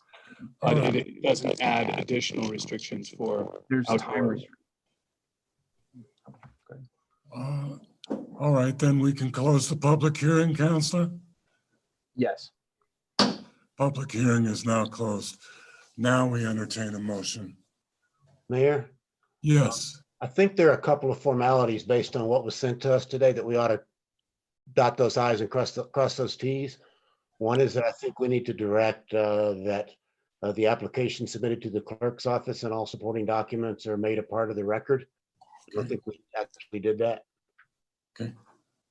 So I don't think that requires a motion according to the script, unless there's objection. I think we should put those in the record. And then I would move that the entire corporate limits of the town of Lyons be considered as the neighborhood for purposes of this liquor license application in the public hearing. So that is a motion and out of the script. Thank you. Do we have a second? I'll second. We have a motion and a second. Any further discussion? Seeing none, I'll call for the vote. And just to be clear, this is on the boundaries of the liquor license. Right. Right. Okay. Mayor Angelo, Aye. Mayor Pro Tem Browning, Aye. Trustee Caravas, Aye. Trustee Lowell, Aye. Trustee Miller, Yay. Trustee Waugh,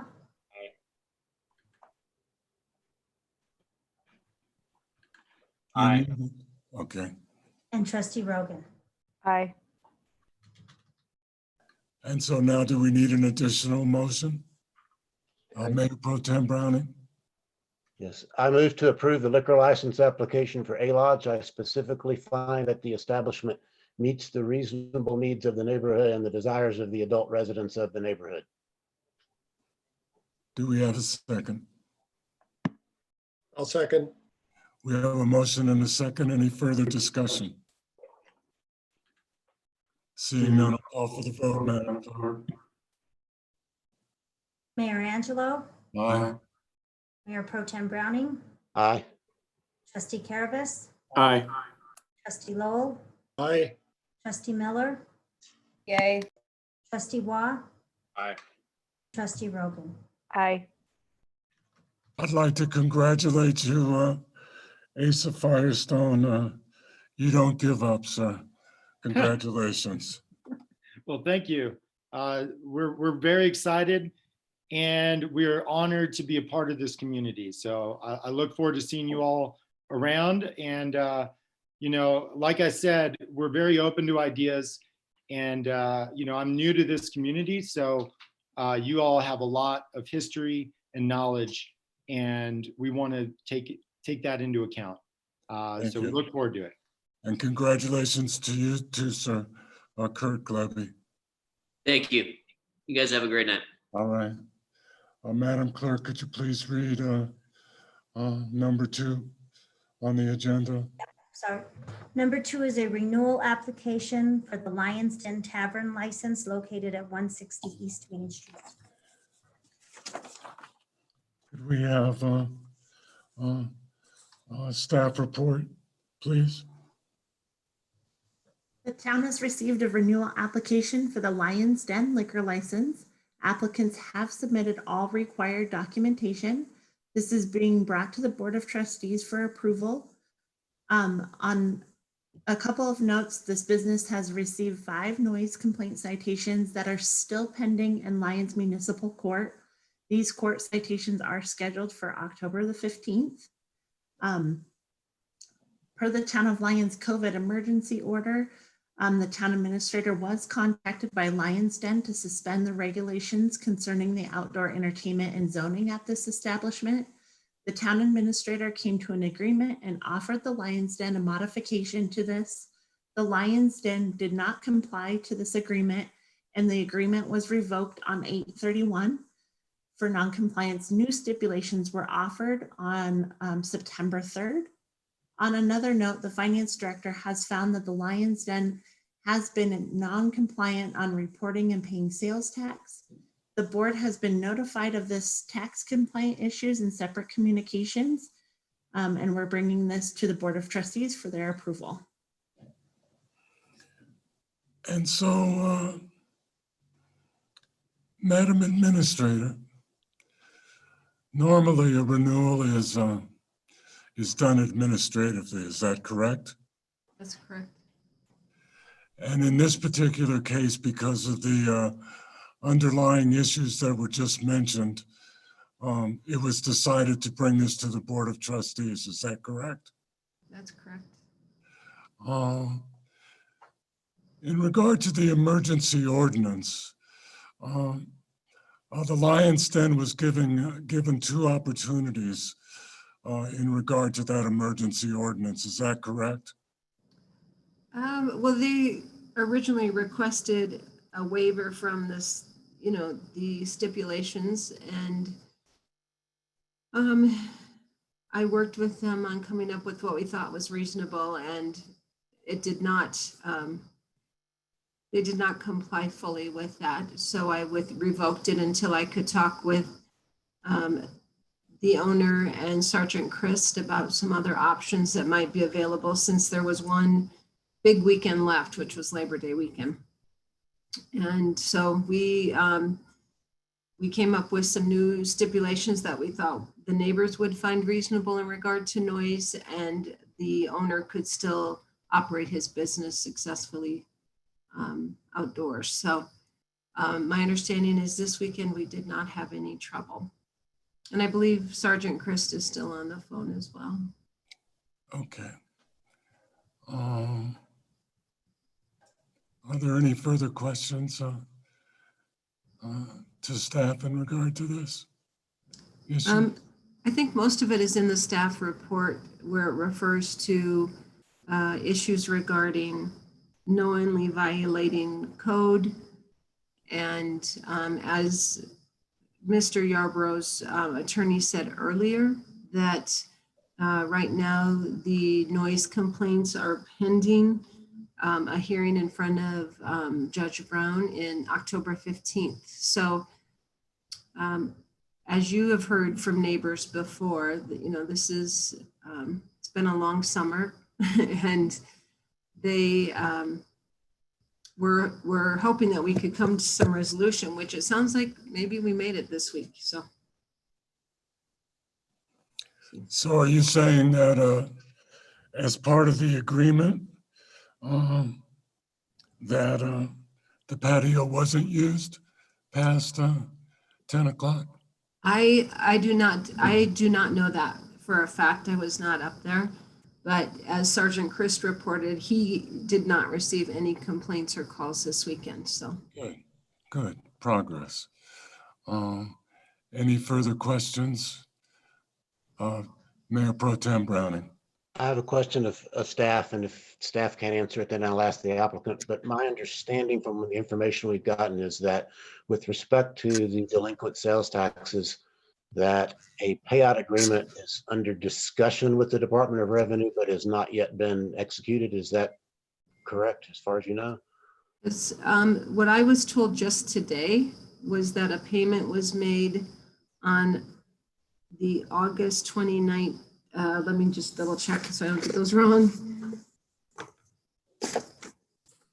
April of 2019, sales tax were paid in July of 2020. So there were 2 payments made. It sounds like the first month of sales tax and the most recent.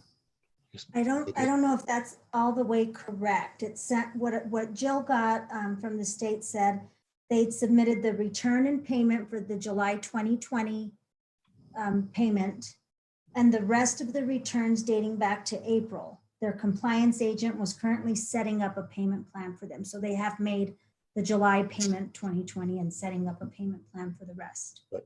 She had told me today that it was also April of 2019. Also, they made 2 payments. My question is, do we know if there is a payment agreement signed with the state for the delinquent taxes at this point? We do not We know don't? that. You'll have to ask the applicant. Okay, I'll ask them. Yeah, Mayor Tim, Pro Tim Browning, this is Randall. Yes, it is being drawn. Excuse me. We need to conclude the staff's presentation, and then once that's done, then the mayor will call upon the applicant to give their presentation. Right. That's no right. problem. That's right. Are there any questions for staff?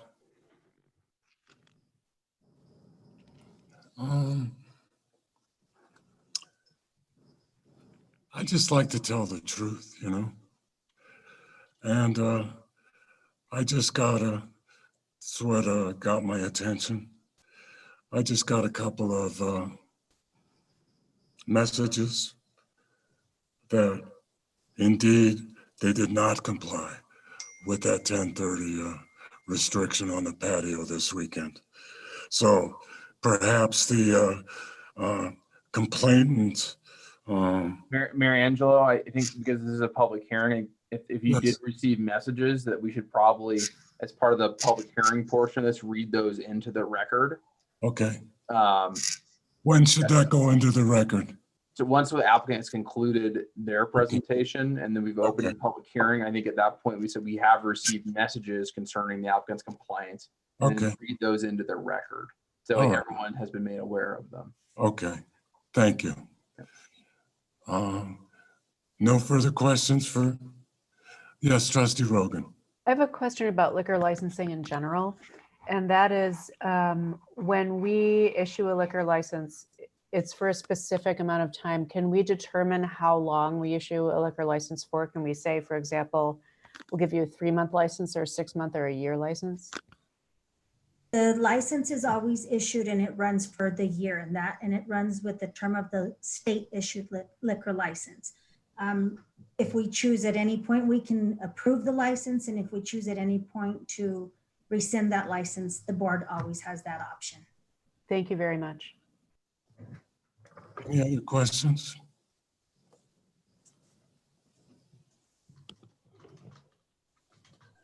Applicant comments? Yes, sir, Mr. Mayor. Go ahead, sir. Speaking on the sales tax, the paperwork's being drawn up for the repayment plan for 2019.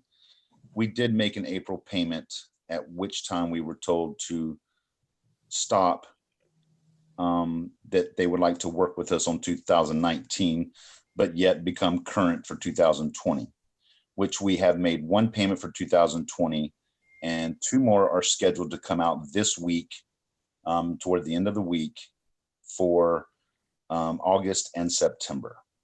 Okay. So for the sales tax, that's kind of where we're at. You know, I was put in a bad situation by a previous partner, and I'm doing all I can to rectify with the funds that I have. I tried to pay a lump sum toward 2019, at which time the young lady who is handling my case with the IRS and working with my accountant wants to do a payment plan to ensure that we have the most funds available now that winter is approaching, you know, to survive and with the current pandemic. Speaking on this past weekend, I would like to say we were pretty flawless this weekend. I did decibel readings once again from the 3 spots that I was told to take them from, and we were in compliance there. And I do disagree with whoever messaged you that the patio was completely shut down at 10:30. No music, nothing, door was locked. I have a feeling people are just going to complain because they're just trying to find something to complain about. That's just my feelings. That's just my personal opinion. The 2 previous weekends, the first weekend was my fault. I had left the business early to spend time with my family. My staff did not comply. Yes, I did not comply with the patio being shut down. However, the decibels were spot on. The following weekend after that, the decibels were spot on, and the patio was shut down roughly around 11:30. Now, keep in mind, we are in business and we are open until 11 p.m. at night.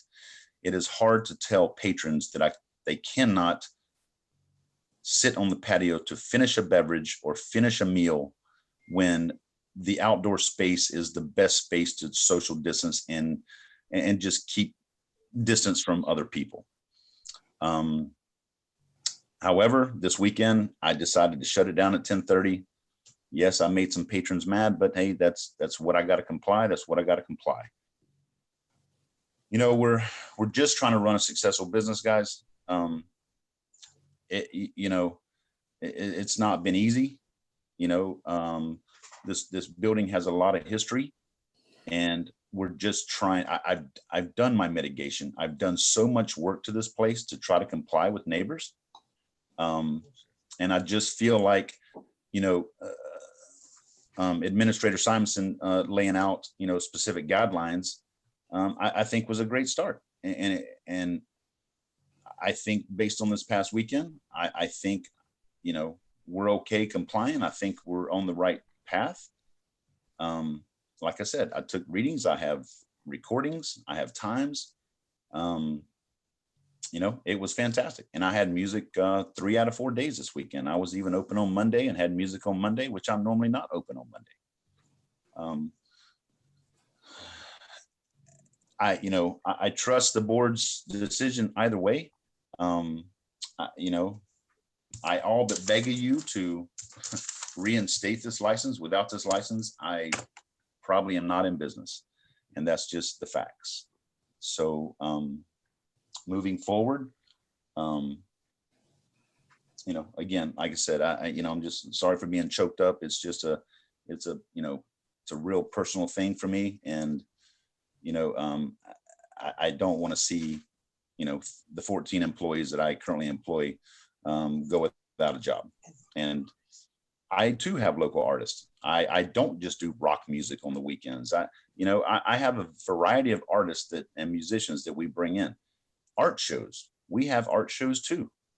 You know, I know Asa mentioned earlier that, you know, it's not kind of the path they're taking. Well, you know, that's the path that I have to take. That's what kind of business I run.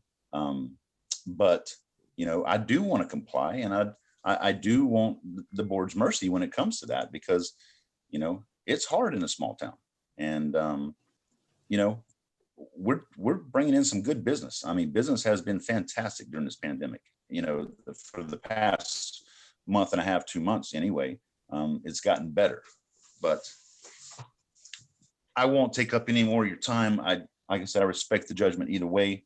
I just wanted to lay out some facts here and, you know, kind of let you know what plan was in place. And yeah, so thank you for the opportunity to speak. Thank you, sir. Ms. Rutherford, would you like to address the board at this time?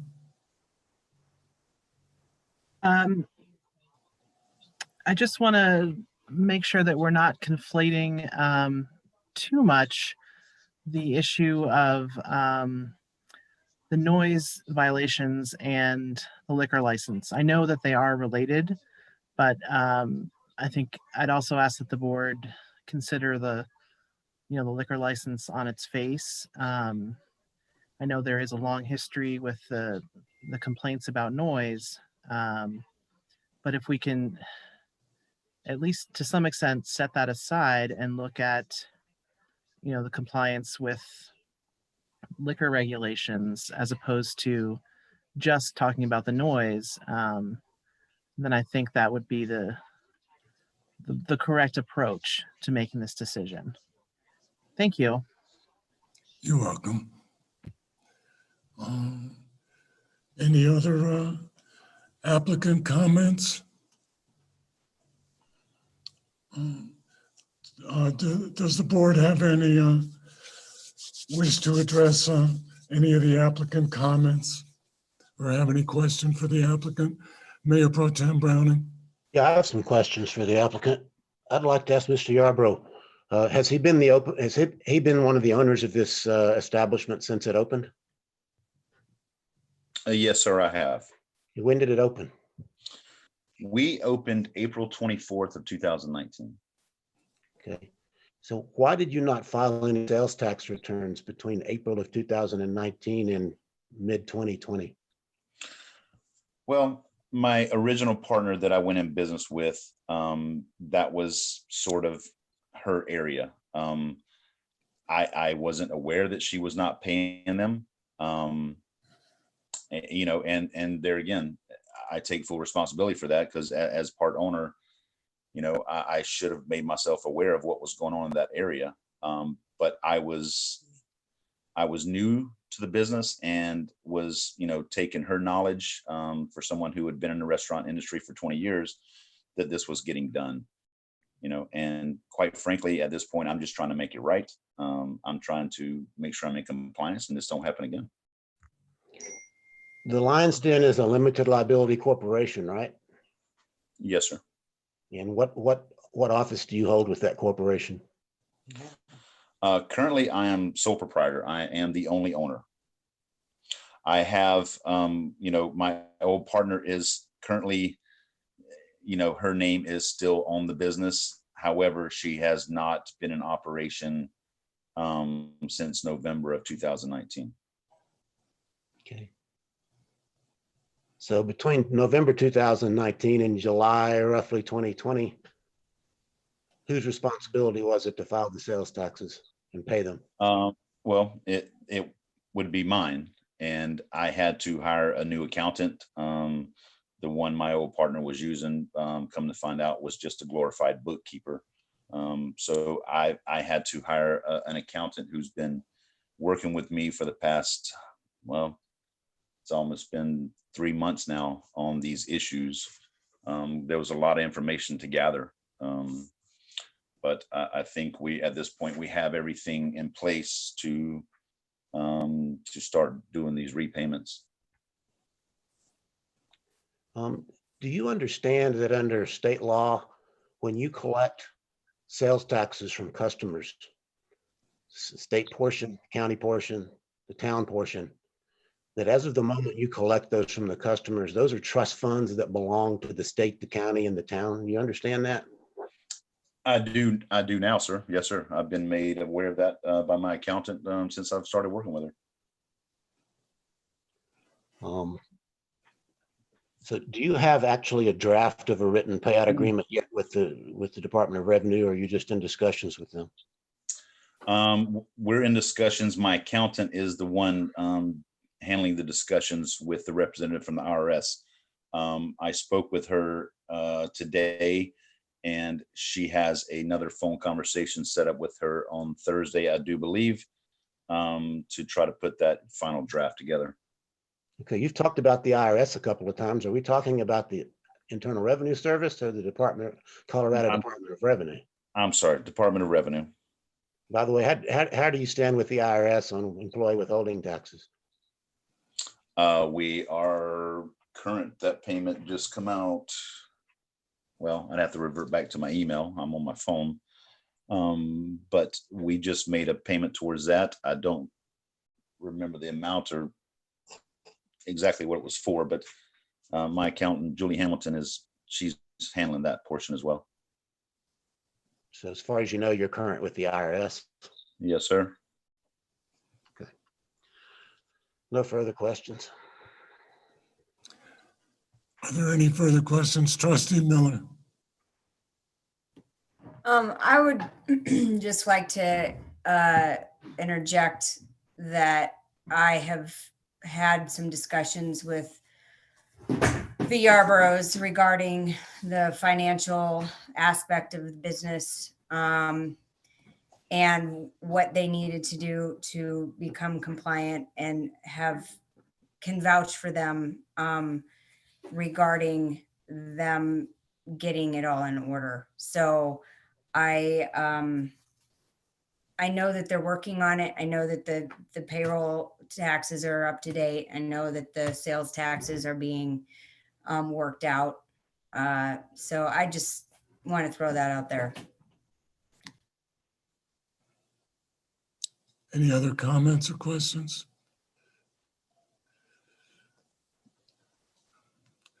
Well,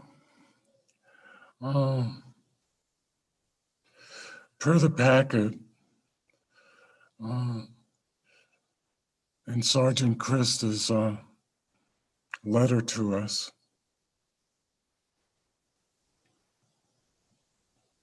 It hasn't been one complainant. It's been 10. So that's quite a difference. I don't know.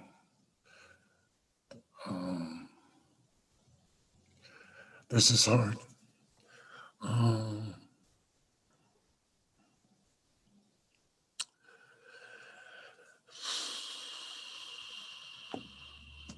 I guess we should enter into the public comment discussion. Yeah, so I think, Mary Angela, at this point, once again, I don't think it was entirely clear from our earlier discussion during the public comment. If there is any neighbor or concerned citizen who has not commented, they can do so at this time. And I also believe that you should read in those messages you were about to reference if you'd like them to be entered into the record, or the people who sent them rather would like them to be entered into the record, that we should read those for the record as well. And then once that portion is concluded, we can close the public hearing. Do the same things we did for the last one concerning the extent of the liquor license, and make all the materials part of the record. First, make all the materials part of the record, and 2, define the extent of the liquor license, and then 3, a motion, a second, and a discussion. Okay. Does anybody in the public wish to comment? Yeah, this is Asa Firestone. I just want to say that the idea that Name and address, Asa, please. Asa Firestone, 328 Main Street, Lyons, Colorado, 80540. Thank you.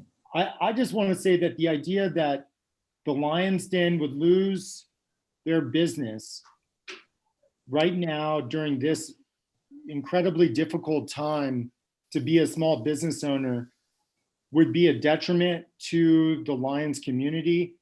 And hopefully there's some sort of compromise or, something that could be worked out, because I really think it would be a sad day to see this happen. And for them to lose their liquor license would mean they would most likely close.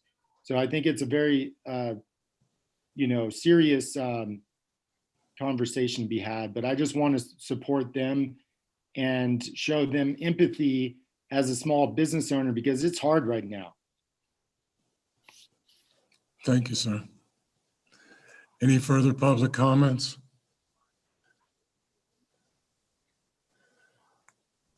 I'll read the comments that I received into the public record.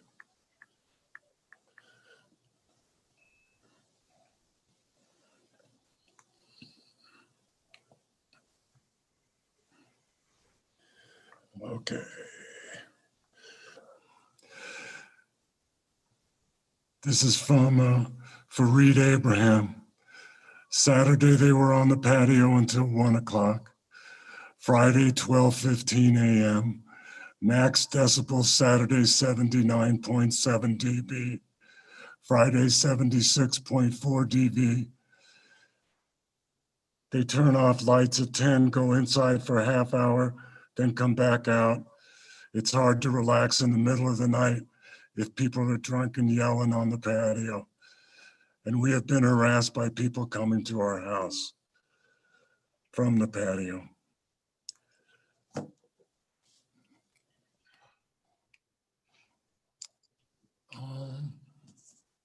So public comment is over. Seeing no further public comment. I would like to comment. You may. I'm a Name neighbor. and address for the record, please. I'm Kathleen Crystal DeCoster. I live at 113 East Fifth Avenue, Lyons, Colorado.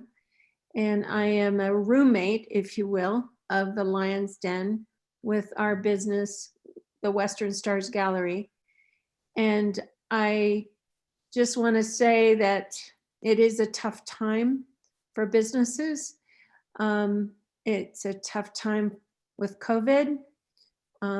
These are historic times, and I would encourage the board to allow some grace in this decision-making process. These are human beings who are employing people in our community and hiring local musicians. I understand the different nuances that have come to surface, but I would recommend that you award the liquor licensure at this juncture. That's all I have to say.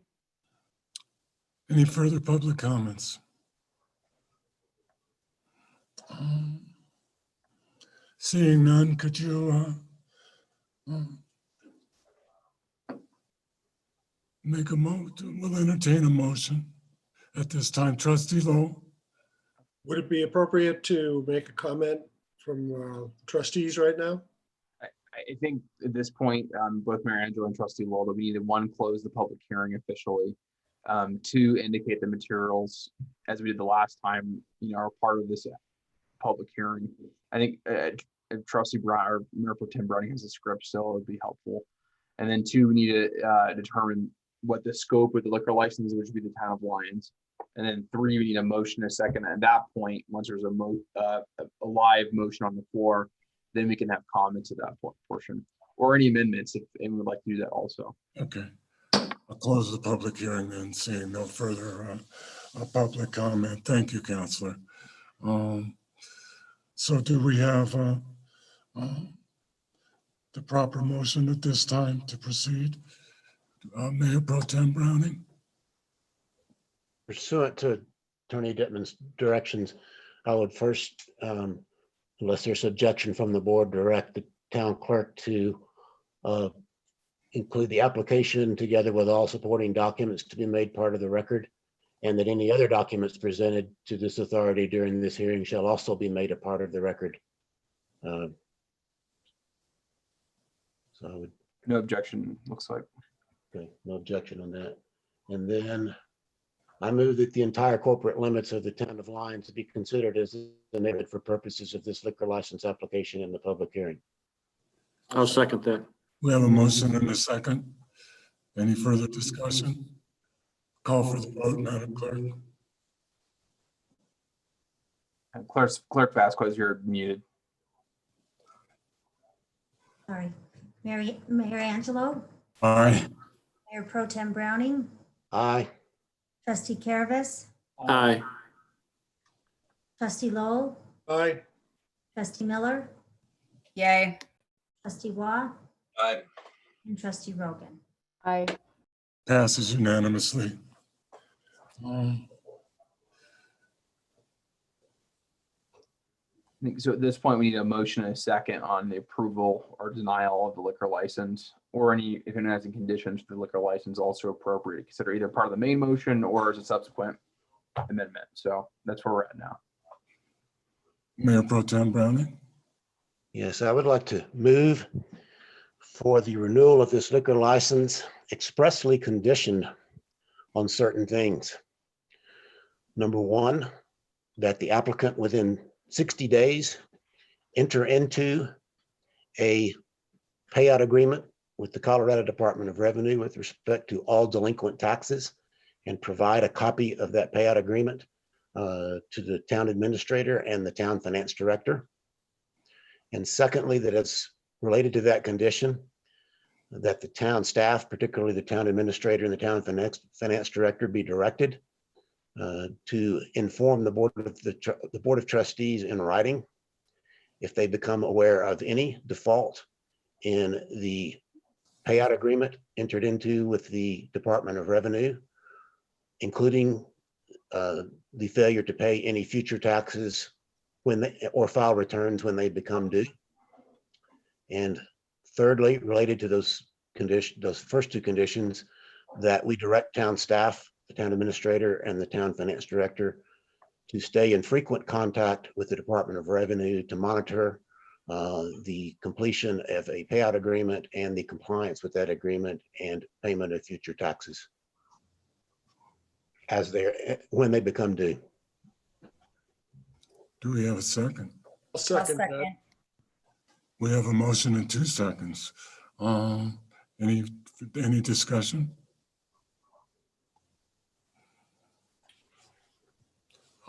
Madam Administrator? Quick discussion, Mayor. The reason for those conditions is I spent 23 years doing state tax collection. It is, I did probably dozens, if not hundreds of payout agreements for delinquent taxes. And the reason for those is people are given second chances when they don't pay taxes. But a condition of every single payout agreement I've ever been familiar with or been involved in is that while that payment agreement is being done, the taxpayer must stay current on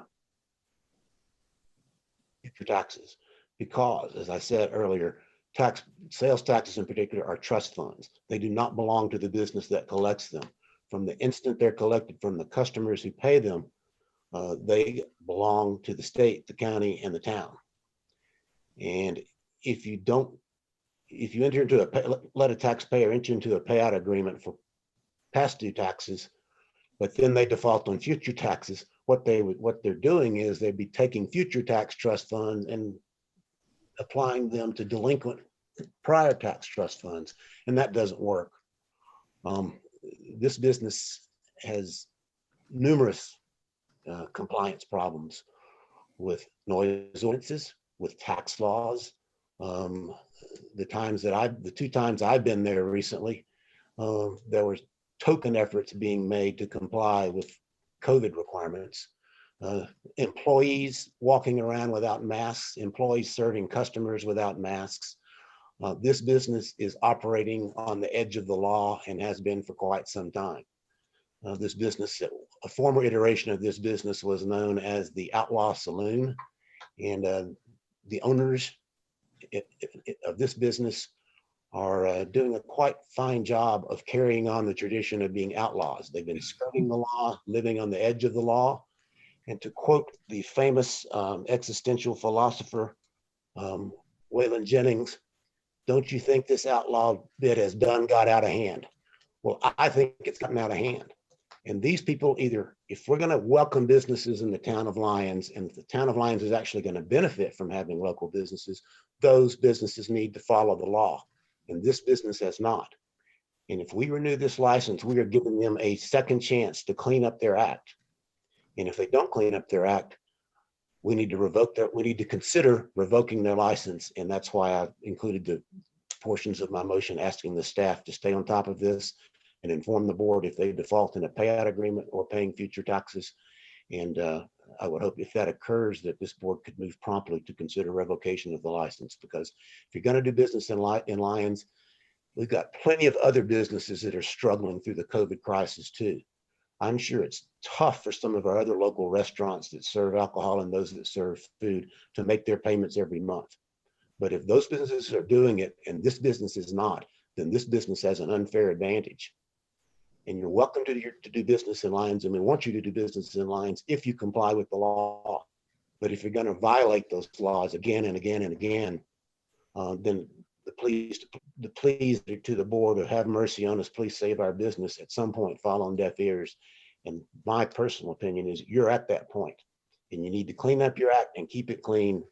And I think it's a stretch, frankly, to move to even renew your license, but I did make that motion, but I deliberately put those conditions in there because I want to see if this business can clean up its act. Any further comments? Trustee Wah. I just have a question for staff. Since we're looking at delinquencies of over a year, do we accrue any interest on that typically? Or, I mean, this is a hit to the town's coffers for over the past 12 months. And I just wanted to know how that's typically handled. I don't know the answer to that, actually. I think we'll have to check unless the attorney knows, or Mayor Pro Tem Browning, if you can charge interest on sales tax. Yeah, state sales tax law provides for interest on delinquent taxes, but it's up to the Department of Revenue whether they wish to include that or not include that as part of the payout agreement. It's discretionary with them. They have the authority to waive it if they want to. Yeah, it's up to the state as the collector of the sales tax. So. Further questions, comments? I agree with Mayor Pro Tem Browning. I'm always willing to give somebody a second chance, but you really do have to comply with especially the issues that Mayor Browning brought up. And hopefully if we move towards a more understandable noise ordinance, then we can solve that problem also. So I have no problem with this. Any other comments? Town Administrator Simonson. I can wait for trustees to all comment first. Where am I? Trustee who? No, I just didn't know if the trustees wanted to make other comments. No other trustee did. That's why I Okay, called. my my Trustee Wolf. question is how we've made these stipulations during COVID, of course, not knowing how long we're going to be in a COVID classification. That could be another year or so. How long, and is there a suggestion on how to handle the situation like you received tonight, Mayor, in regard to one party saying, no, we weren't out there, and one party saying, yes, we were? You know, this takes quite a bit of my time every week with neighbors calling and just people commenting as well. So I don't want to do this every Monday morning. And I want some guidance from the board. Is it going to be up to me still if I'm getting complaints from the neighbors that even though it's not patrons out on the patio, but it's the employees maybe at the end of their shift all sitting outside and being loud, you know? But I guess I just need a little more guidance. When you guys passed the emergency resolution for this, you handed it kind of over to me to determine what was reasonable. And I think we've worked well with the Yarboroughs to come up with something. And we've had our first successful weekend overall. I hear that you have a neighbor who doesn't necessarily think so, but in general. So I just need to kind of have clarification. I understand definitely the sales tax part of things, and we're going to talk about the noise ordinance more tonight, but is that still my discretion if I feel it's gotten out of hand? And what's the resolution? Administrator Simonson, because we do have that noise ordinance piece, then it's maybe more appropriate to talk about it at that point, because this is with concern of the liquor license and understanding that they are ancillarily connected. Should probably, keep that discussion. How do we treat the noise? I was referring in regard to their license because it's my understanding from the memos I've read and from talking with the clerks who issue the liquor licensing that knowingly violating local codes is a reason to withhold a liquor license as well. And we are entered into this stipulation together. And if he knowingly is going to violate it regularly, I need to know. I guess I'll just bring it back to the board if that occurs again. And my comments are simply that I think we all agree that violation of the law would be subject to potential revocation, but I think we can have that discussion as part of the broader noise ordinance. What do we do in the meantime? Okay, that's fine with me. I need a little guidance. I understand the part we've discussed, but I'm not convinced the noise on the patio is going to reduce between now and the time real winter comes. And Trustee Law, earlier you wanted to make a comment. Do you still want to make a comment before we proceed? No, I was going to pretty much say what Pro Tem Mayor Browning said, although he said it far more eloquently with more detail than I had. I had assumed that, sir. That's why I didn't call on you again. Okay, any further discussion? Go ahead, sir. I just have a quick comment based on what you just asked of Minister Simonson. Is the client, Mr. Yarborough's attorney, indicated they've already filed something. It's possible that you're asking, more guidance to make a decision on something that could possibly get tossed in the courts. You will know about October. Or a little over a month in a week or so, we'll know what our really stands in the court of law. And Mayor Pro Tem Browning has brought up several times, and we are acting on it, looks like in our agenda. And Attorney Nivens brought it up that we are making some change, probably making some changes to clarify that. I'd hate to see you, you're asking for guidance, I'd hate to see you or members of this board give you guidance to try to pull a license, and the next week the court awards that these summons are tossed. That puts us, I would think, in a peculiar situation. And I'd like to avoid that this time, and that's why I'll agree with Mayor Pro Tem Browning's motion to approve this, and to the best of your ability, you and your staff stay on top of this, and of course inform us, and we'll deal with it. Because when it comes to making rules, and you're a governing body, and one side's extremely happy, one side's pissed off, or I think the better outcome is both sides are upset at what we come up with. That probably means we did our job pretty well. So what you have to see is going to take a little bit more time, but it seems like we're getting there, and we're going to find out about how much hearsay there is and how much truth there is on all the sides, and where we actually land with this very soon. Any other comments?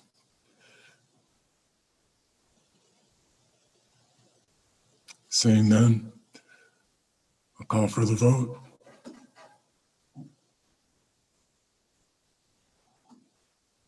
Mayor Angelo, Aye.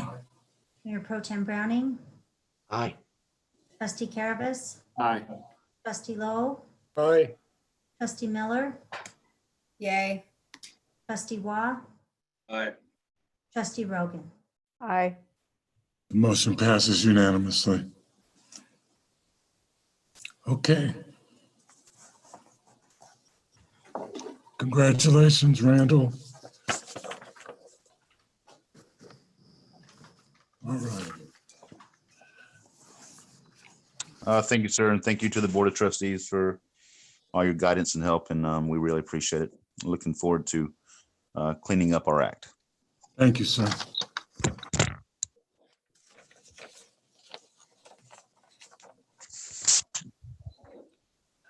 Mayor, I just need a motion to adjourn as Could the be- liquor. Okay, we need a motion to adjourn the liquor license authority, please. So moved. We have a motion and a second. Any discussion? I'll call for the vote. Mayor Angelo, Aye. Mayor Pro Tem Browning, Aye. Trustee Caravas, Aye. Trustee Lowell, Aye. Trustee Miller, Yay. Trustee Waugh, Aye. and Trustee Rogan. Aye. Motion passes unanimously. Now we need a motion to convene the regular meeting. So moved. We have a motion and a second. No further discussion. I'll call for the vote. Mayor Angelo, Aye. Mayor Pro Tem Browning, Aye. Trustee Caravas, Aye. Trustee Lowell, Aye. Trustee Miller, Looks like she stepped away. she may have stepped away, Trustee Waugh, Aye. Trustee Rogan. Aye. Motion passes 6-0.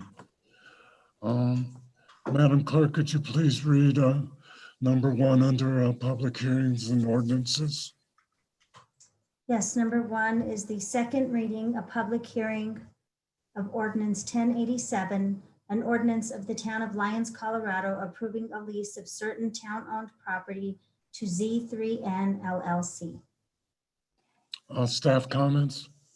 Hello, Mayor and trustees. So as the ordinance is to lease town-owned property to Z3N LLC for cable and internet service. This is the second reading of the ordinance. At the last meeting, a resolution was also passed to allow a franchise agreement to Z3N LLC for the cable service.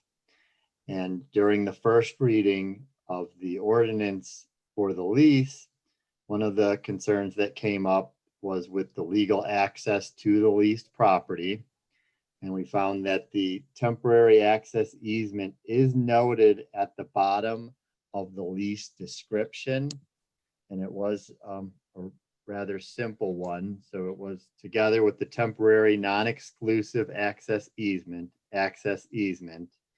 over the existing 2-track road located on adjoining Town of Lyons property with the description, in order to permit tenant vehicular or pedestrian access to the leased premises during the term of this lease, upon termination of the lease, the access easement shall automatically terminate. And that was the access easement that had been discussed before at the bottom of the actual lease agreement. And in that regard, we also added some language to the lease agreement itself in the section that talked about maintenance and snow plowing. I believe it was section 9, maintenance and snow plowing was amended to read, during the term of this lease, the tenant at tenant's sole expense shall keep the leased premises and the access road to said leased premises as described in the temporary non-exclusive access easement listed at the bottom of Exhibit A in a neat and clean condition, and provide all required maintenance, snow plowing, and snow removal necessary to allow the leased premises to be used by the tenant for the uses described in paragraph 3. As a continued follow-up, there was some discussion on the compensation, and the compensation in addition to the monetary value, the internet, a business internet agreement or a business internet service would probably be around $1,000 a year. And there was also the original plan to install a new utility pole and then bring power up to that pole and over to the water tank and to mount the antenna on the water tank. And just getting the pole in place was looking at about $3,000. So the business has helped the town save roughly $3,000 to $5,000 on installation costs to get our electric metering antenna installed. And that was the update from the first reading. Any questions? Any questions for staff?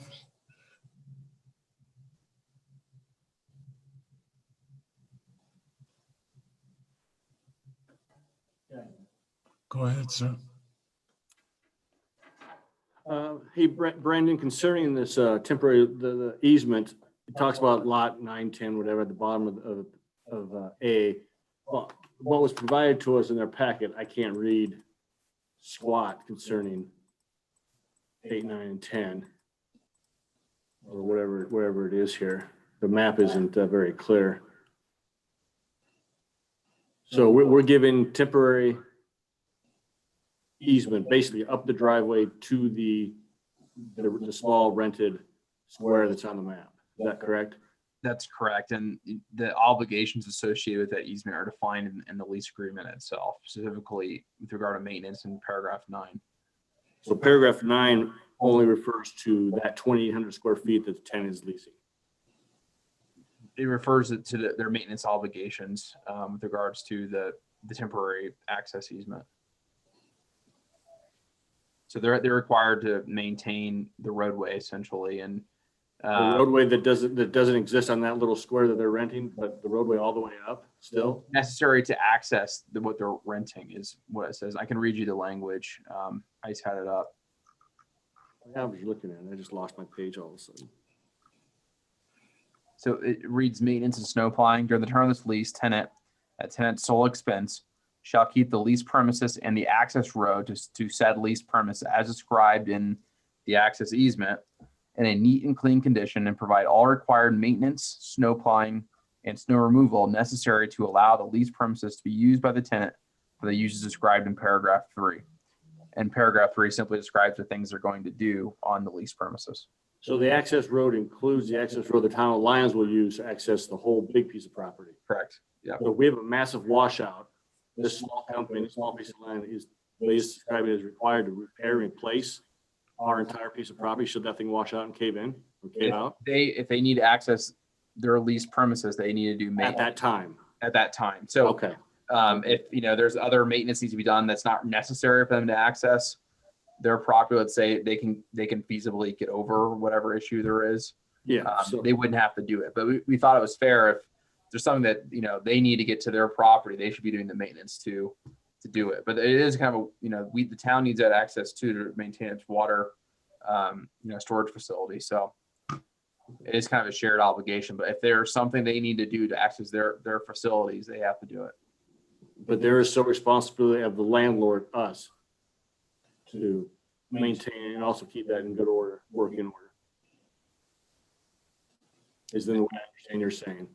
Basically, a shared responsibility, like you said. It's shared responsibility, but they have a lot of skin in the game. If whatever they need to do in order to access the property they're leasing, they have to do. Okay. Any further questions of staff? I think I'm doing this right. This is a second reading, therefore we need to open up the public hearing to see if there are any comments from the public. So that's what I'll do. Are there any comments from the public in regard to ordinance 1087? Seeing none, I'll close the public hearing and entertain a motion.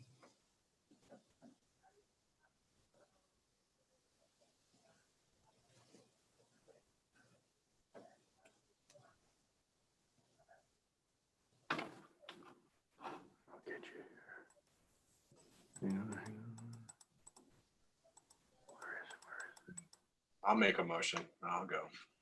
Okay. Okay, do we have a second? Second.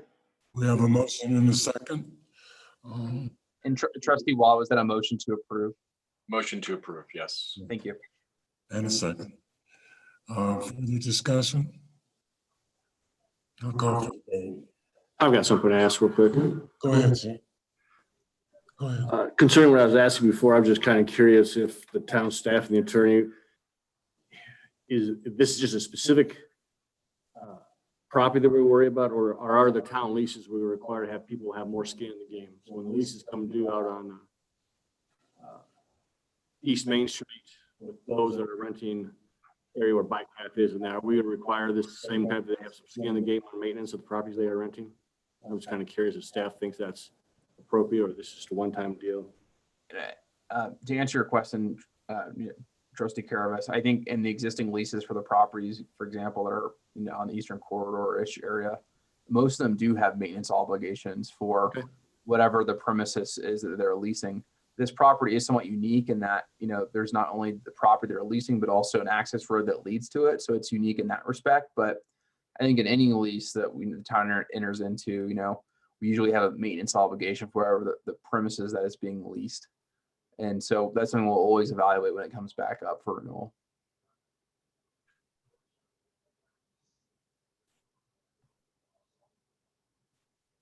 Looks like everybody at town hall is frozen. Oh, yeah, I see Nick's. Oops. Yep. Nick, Dolores, Victoria. I wonder if the weather knocked out.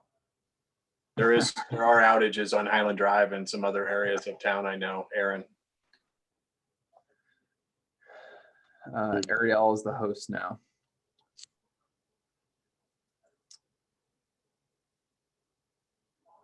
Well, I guess maybe we should have a short break to wait for them to reconnect. Okay. Yeah, I'm not even sure we've got a live quorum. But yeah, since the mayor's not here, I would recommend that we take about let's say 5 minute, at least 5 minute break and see if we can establish connections. So at 10:52, we'll 9:52. Right? An hour, yeah, hour ahead, 9:52.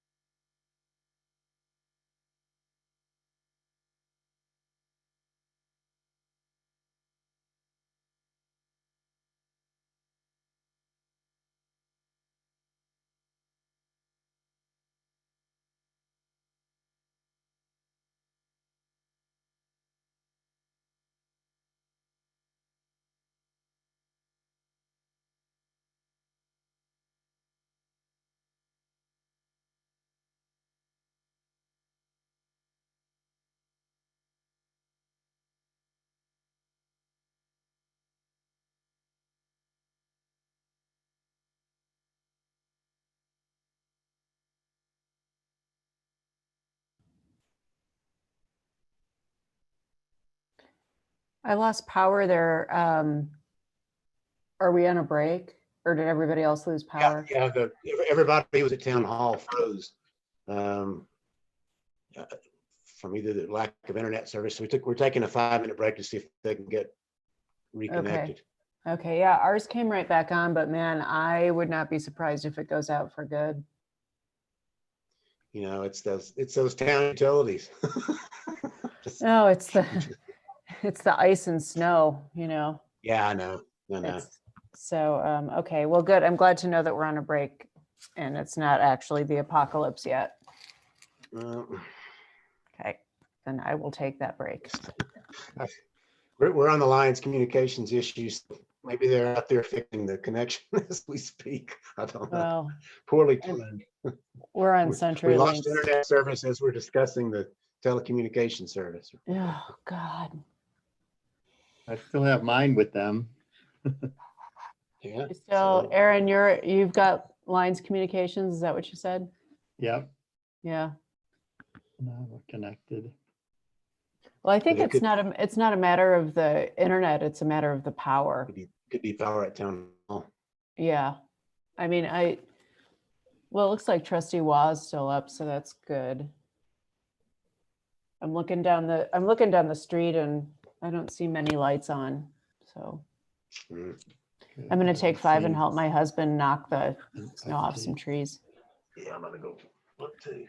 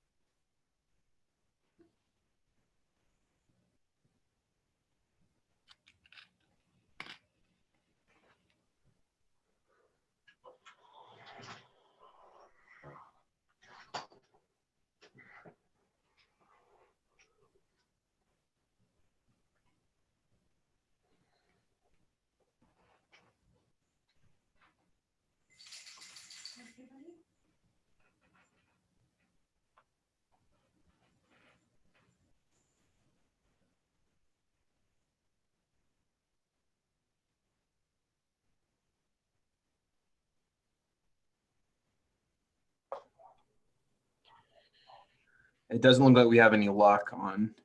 Yeah, Brandon, I went and looked off the front porch and there's power on Main Street and I can see the Star of David on the hill across from Town Hall. It does look kind of dark in the area of all down. So we do have a it may be quorum. loss of power. So we can continue the meeting if the remainder of the board so wishes, because we do have 4 trustees. Yeah. We'll wait till everybody comes back and maybe we should, if we can't get mayor, well, we don't have a town clerk. So I'm not sure that if the meeting's able to be recorded. Yeah, I mean, it's being recorded. There won't be minutes, so it may be best maybe to adjourn the meeting and call a special meeting. We're back. Yeah. They're back. Well, we're getting back. Just hang with us. Trustee Caravas threw a break. Yeah, I didn't like Brandon's answer, so I went and kicked the plug. I'm looking down Stickney West and there's no lights on at my neighbors' houses. There are some power lines. We stepped outside here. There are some starting to sag a bit. Yeah. Yep. No power on Highland Drive. And Highland, though, is not town. don't think we have anything. Okay. Poudre Valley or Longmont. Kenyon, did you lose power too? I had a half a flicker, but I never lost the meeting. Okay, so I know where we're Same going here. when our heat goes out then. All right, come on over. Kidding. How much snow is on the ground in Lyons? Not a lot really, but it's accumulating on the trees and ice is accumulating on the trees. In Aurora, we probably have a half inch maybe. I mean, it's like kind of spotty, but there's spots, there's accumulation. It's certainly in the trees and the power lines though. Yeah. Everybody's back on. Okay, we lost power at town hall, but we're back. So I think Aaron on? Aaron's on. Tell Aaron Steve Pishkin is in. Oh, Yeah, I Aaron, see. Steve I Pishke see would you like on? you to call him. I see. Good job, Aaron, getting the power Yeah, back. I see your name. And I told him it's back. I asked him, is it still on? Okay, Trustee so Caravas, is Mayor Angelo still in the room or? Oh No, we threw him out. Yeah, he's here. I'm gonna help with his computer. Hang on. Okay.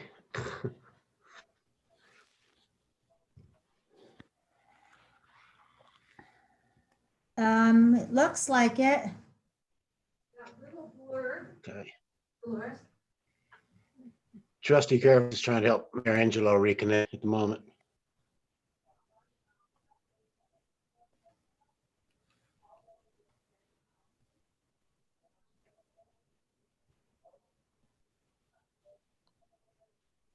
Ah, here he is.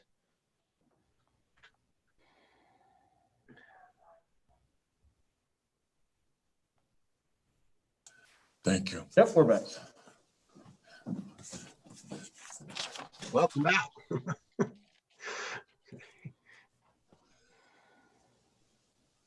So we had if I recollect, did we stop? Did we stop the meeting? We did, yeah. We stopped the meeting. We took a break. We took a Okay, 5 minute good. We all took a break. Yeah. Okay, good. Let's see, 1, 2, 3, 4, 5, 6. Trustee Miller not with us any longer?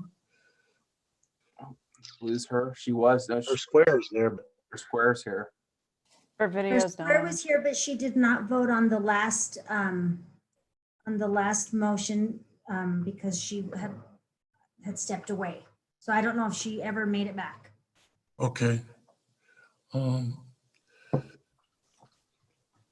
So we had a motion on 1087. Trustee Caravas had a question for Counselor. Yep. Are there any more comments? Yes, Mayor Pro Tem Browning. Just a couple quick comments and then we just go ahead and vote on this. This is improved from the way it was last time, took care of the easement questions. I still think the consideration of the town is insufficient. I don't buy the argument that we're getting $3,000 plus of value by the tenant agreeing to let us put a pole up there because it's our property. We can put it's our water tank. We can put a pole if we want to on it. We condition of the lease. I don't see that really adds any value. It's something we could insist on as part of a 10-year lease anytime we wanted to. The rent boils down to $92 a month. As I said last time, I looked up online, that's about what you'd pay to rent a medium-sized copier. I don't think that's enough for this property.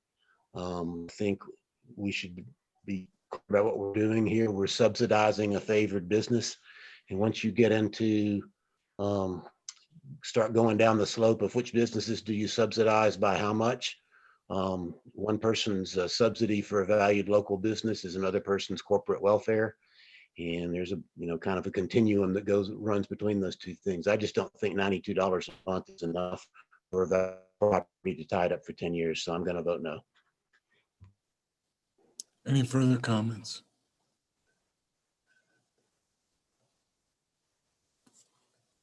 If not, I'll call for the vote, Madam Clerk. You're muted. Thank you. Mayor Angelo, Aye. Mayor Pro Tem Browning. You're muted, sir. No, but we have some freezes going on here too, so I'm not sure everybody can vote. Okay, we'll try to get through this one. Trustee Carabas, Yes, aye. trustee Lowell, Aye. trustee Miller. Oh, trustee gonna Watt. Aye. Oh, sorry, trustee Miller. I didn't know you were back on. That's okay. I'm going to abstain because I just got back on. I'm trying to put my kid to bed. Okay. So did you vote yes or no? She abstained. I'm abstaining. Yeah. Okay. Trustee Watt Aye. and trustee Rogan. Aye. The motion carries 5-1 with one abstention.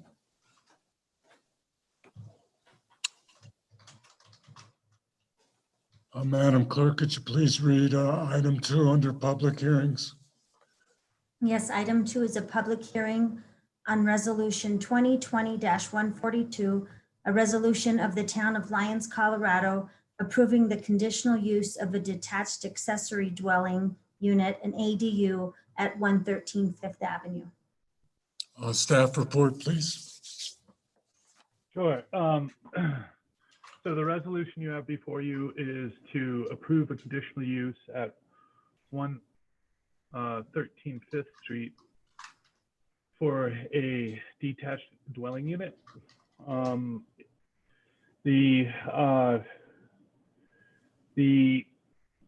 me start off with the applicant has been working with the town well for a while on this. The ADU itself required a variance because of where the existing garage is located. They decided to take a dilapidated greenhouse structure without modifying the footprint and add an ADU without significantly increasing the bulk or the form of the existing building, and replace that dilapidated structure with a accessory dwelling unit. And because this was a building that was located in the setback, in order to change that use, they required a variance from the Board of Adjustments, which was unanimously approved. Then the applicant applied for and went to the PCDC to get the initial recommendation for the conditional use. The PCDC reviewed the application and found that the application complied with the Lyons Municipal Code with regard to the conditional use process itself, 16720, as well as 16730, the conditional use review criteria. It also found that the application substantially complied with 161070, the ADU review criteria. And the PCDC unanimously recommended approval or recommended that the Board of Trustees approve the conditional use. Staff also recommends approval of this. It does fit with our comprehensive plan, and the idea that we should use fit with the sustainability criteria, and that the utilizing the existing structure is one of the best ways you can essentially use the embodied energy of that structure. And so we as staff feel, although there are a few things within the ADU criteria, meaning that this does not meet, meaning the ADU is out front of the existing structure, we feel that this should be approved. And with that, because the PCDC reviewed it, I'll leave it there. Any questions for staff?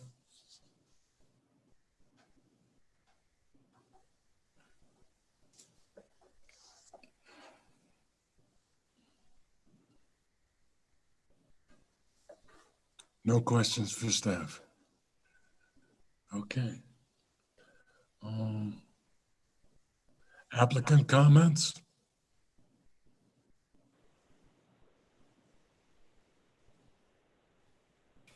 My name is Anders. I'm the designer on the project. I work with Broadwin Architecture. Your name and address for the record, please. Anders Adelfang, Boulder, Colorado, 4500 19th Street, lot 342. Thank you. I just wanted to say that what we tried to do was blend in with the existing neighborhood, reuse the existing structure as much as we can, and create something that our client is going to be able to utilize for years to come. The existing structure is dilapidated and falling apart, so this will ensure, a long future for the structure.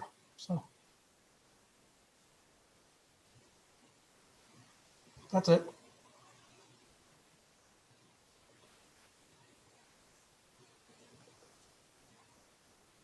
This is David DeCoster.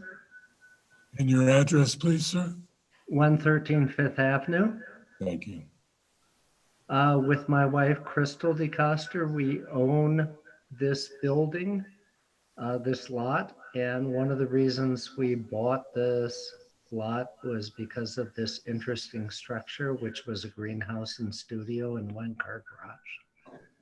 And the first couple of years we lived here, we tried to maintain it and keep it up to standards and use it, and found that over time that it was too dilapidated and we were getting leakage from uphill, and the original greenhouse structure was beginning to rot and fall apart.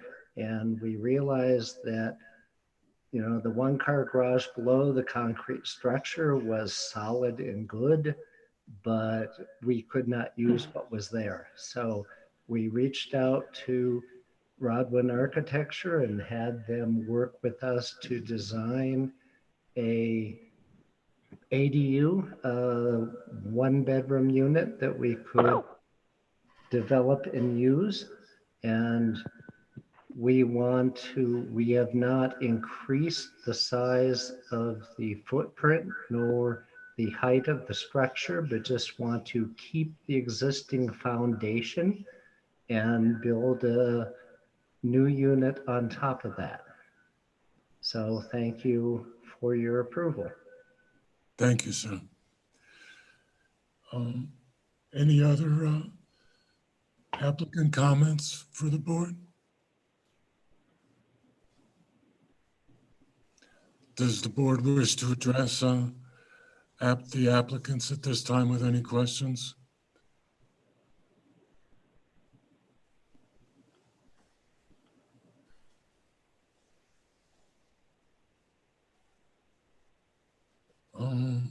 Is there any public comment in regard to this?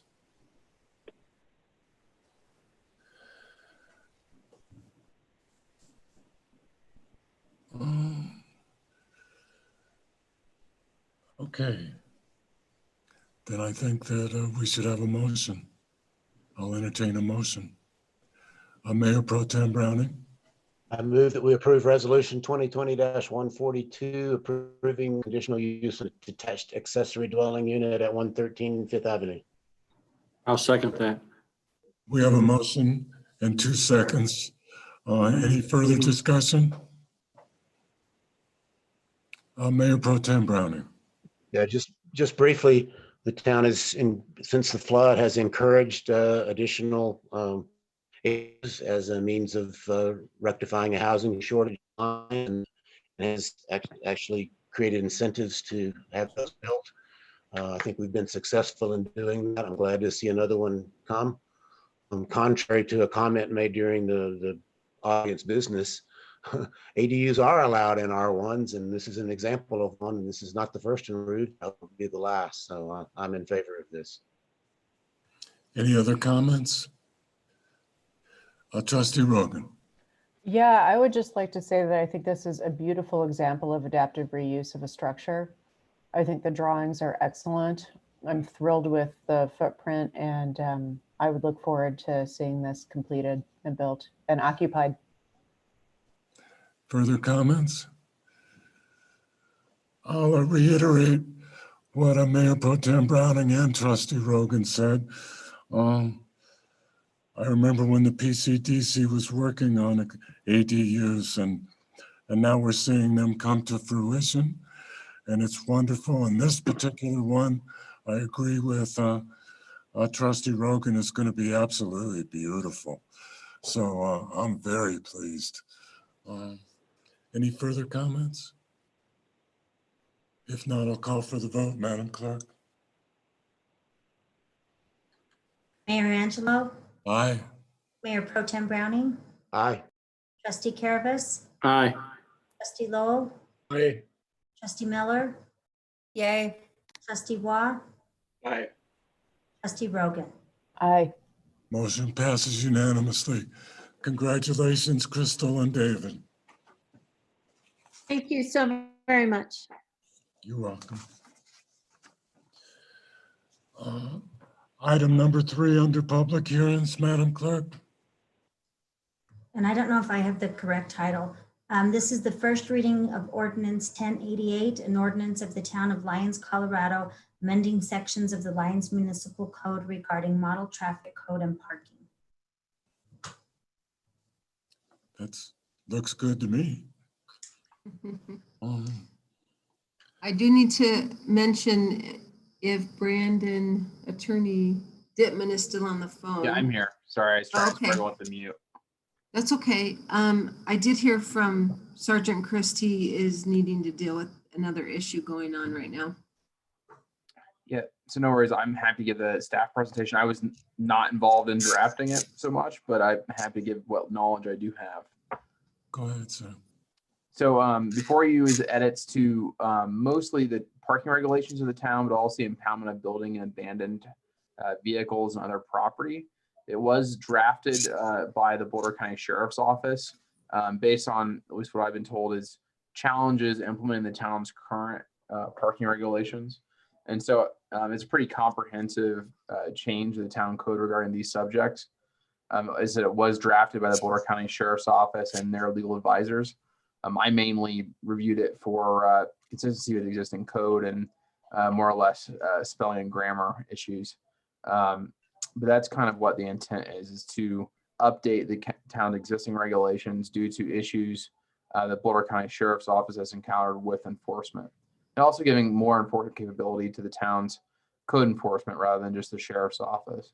And so that is my understanding of what the intent behind the edit is, and for the most part, I believe is pretty comprehensive. So happy to answer any questions. I'll try my best to address them, even though I wasn't the primary drafter of this update. Any questions for Counselor?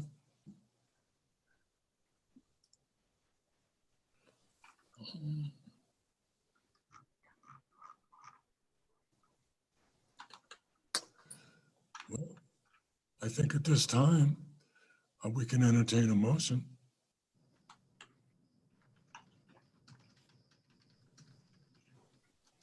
Mayor Pro Tem Browning. I would move the approval on first reading of ordinance 1088, an ordinance repealing and replacing chapter 8 and portions of chapter 8 and chapter 11, and creating a new chapter 8 of the Lyons Municipal Code about vehicle impoundment, parking, and abandoned vehicle and property enforcement. Do we have a second? I'll second that. We have a motion and a second regarding ordinance 1088 as stated. Any further comment? I have a couple of amendments. Okay. And I know it's first reading, but these are things that we talked about doing this on first reading so that before second reading, the public can see what we're trying to do. My first amendment, and I emailed a copy of this to the town attorney and town clerk in advance, would be in section 11-160A, Roman numeral 6, which is at the top of page. Hold on a second. It's at the top of page 7 of the packet. To add the following to the end of that sentence in Roman numeral 6. And such flat tire or tires has or have remained in that condition for more than 5 consecutive days. To add that language to the end of subsection 6. That's the motion, and if there's a second, I'll explain it. I'll second that. Okay. The purpose of this amendment is as drafted, the ordinance deems a vehicle inoperable if it has a flat tire. And you know, you walk out one morning and your tire's flat, you're probably going to get it fixed. But I don't think you should be subject to having your vehicle deemed inoperable if you just happen to have a flat tire someday, or you get a nail in it driving home. So this amendment would provide that basically it's a flat tire for an extended period of time and the car is just sitting there. So that's the purpose of this one. Any further discussion? Trustee Roy. Yeah, doesn't Roman numeral 4 really address that? And 6 is just a specific case where a vehicle is incapable of moving immediately, safely, and legally under its own power. Couldn't we just add the 5 days and remove Roman numeral 6 altogether?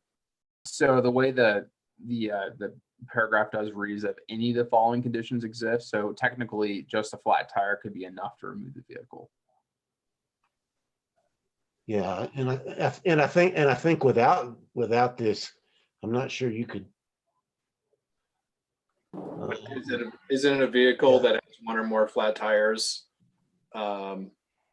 unsafe and illegal to move under its own powers without? I think you could run into questions here. I mean, what you know, is a vehicle with a flat tire incapable of being immediately, safely, and legally moved? No, you could argue that it is capable. All you got to do is stick a little temporary spare on it and move it or something like that. But that would be a repair or assistance under number 4. Could be, but you know, I get what the I just think it's extra words. I'm just all for extra words, but that's fine. Okay. It's not a big enough deal to change. No, I just didn't think it was appropriate to have a vehicle with one flat tire deemed inoperable. That struck me as unfair. So I'm just trying to soften it. Trustee Rogan. So I'm a little confused about what problem we're trying to solve with this ordinance. You know, the Boulder County Sheriff has issues, seems a little bit vague to me. And quite honestly, a large parts of this ordinance seem to me to be punishing folks who don't have enough resources to say, get a flat tire fixed in 5 days. Maybe somebody has to wait for the next pay period to do it. Some of the other things that bug me, on page 183 of the packet, so that would be Article 4. Excuse me, I think we have the amendment to vote on first. I mean, yeah. Oh, okay. Yeah. Sorry, I'll hold my fire then. That's all right. Okay, let's vote on Mayor Pro Tem Browning's amendment. Town Clerk Vasquez, please call the roll. Mayor Angelo, Aye. Mayor Pro Tem Browning, aye. Trustee Caravas, Aye. Trustee Lowell, Aye. Trustee Miller, Yay. Trustee Waugh, Aye.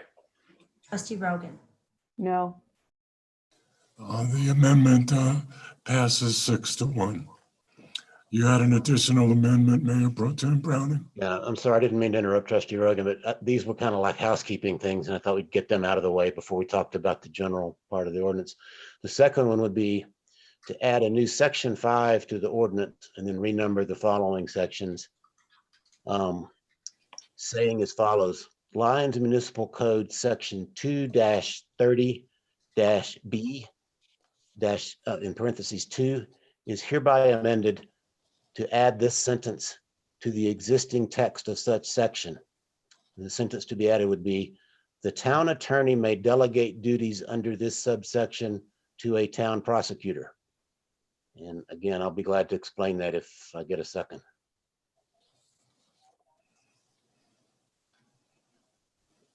I'll second that. We have a motion and a second. And Mayor Pro what, Tem. what I'm trying to do here, this relates somewhat to this ordinance because this ordinance does have provisions about prosecution of ordinances in municipal court and everything. There's an existing problem that's been there for a while in the municipal code and it really needs updating. And we could do it with a separate ordinance and notice that and have a public hearing and so forth. But because I think it relates closely enough to this ordinance, I'd like to try to fix it here if we pass this ordinance. And that is this, the town code as it's written right now says that the town attorney shall conduct for the town cases in municipal court, period. Well, that's not how we handle municipal court. We have a town prosecutor. We budget it every year. We pay the town prosecutor to do cases in municipal court. The town attorney doesn't do them. So if we're gonna have our code match our practice, we need to update it and say that the town attorney may delegate duties under that subsection to the town prosecutor. It's kind of like we updated recently the old thing about signing paper warrants to allow electronic fund transfers. And maybe years ago, the town attorney did actually handle all the cases in the municipal court. The town attorney doesn't do that anymore, doesn't do that anymore. So let's update the code to allow him to delegate his duties to a town prosecutor, which is in fact what we do now. So it's really kind of a housekeeping in the code measure to do it now instead of doing it separately at greater time and expense. Any comments?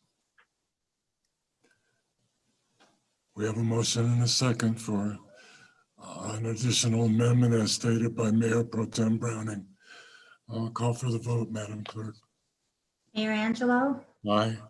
Mayor Pro Tem Browning, Aye. Trustee Caravas, Aye. Trustee Lowell, Aye.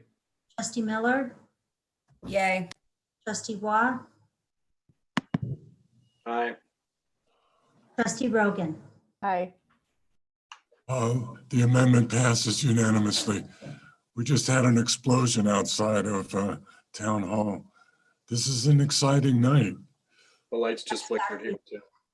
Yeah, I move we buy a new transformer. yeah, that's what I thought. Do we need to postpone? Trustee Caravas ran out. He'll give us an update in just a second. Yeah, do we need to postpone the meeting temporarily to? You know, Mayor, I have a suggestion. Maybe What? before, maybe we should go ahead and see what on the consent agenda is nobody wants to pull and pass whatever portion of the consent agenda nobody has any objection to, because some of those are timely. Get those done in case we have to suspend the rest of the meeting. Maybe take those up out of order and get that done. Okay, Consent. yeah, we're gonna do consent right now. I mean, I'd make a motion, I make a motion to that effect that we suspend discussion of this ordinance right now, take up the consent agenda and consider only those items on the consent agenda that anybody doesn't want to pull. And Madam Administrator said we could defer general business as well, if we like. Real quick, Brandon, do we still need a vote on the entire ordinance? Yeah, I wanted to just suspend discussion of that for right now. I think at this point, we should get a quick vote to suspend to the next meeting. Right, that's what I'm duration of first reading. So, all right. Do we have a motion to that effect? Trustee moved. Rogan? Yeah, so moved. I'll second. We have a motion and a second to suspend till the next meeting this ordinance. I'll wait a second to call for the vote. I have to let Trustee Caravas back in the room. he's out in the freezing cold.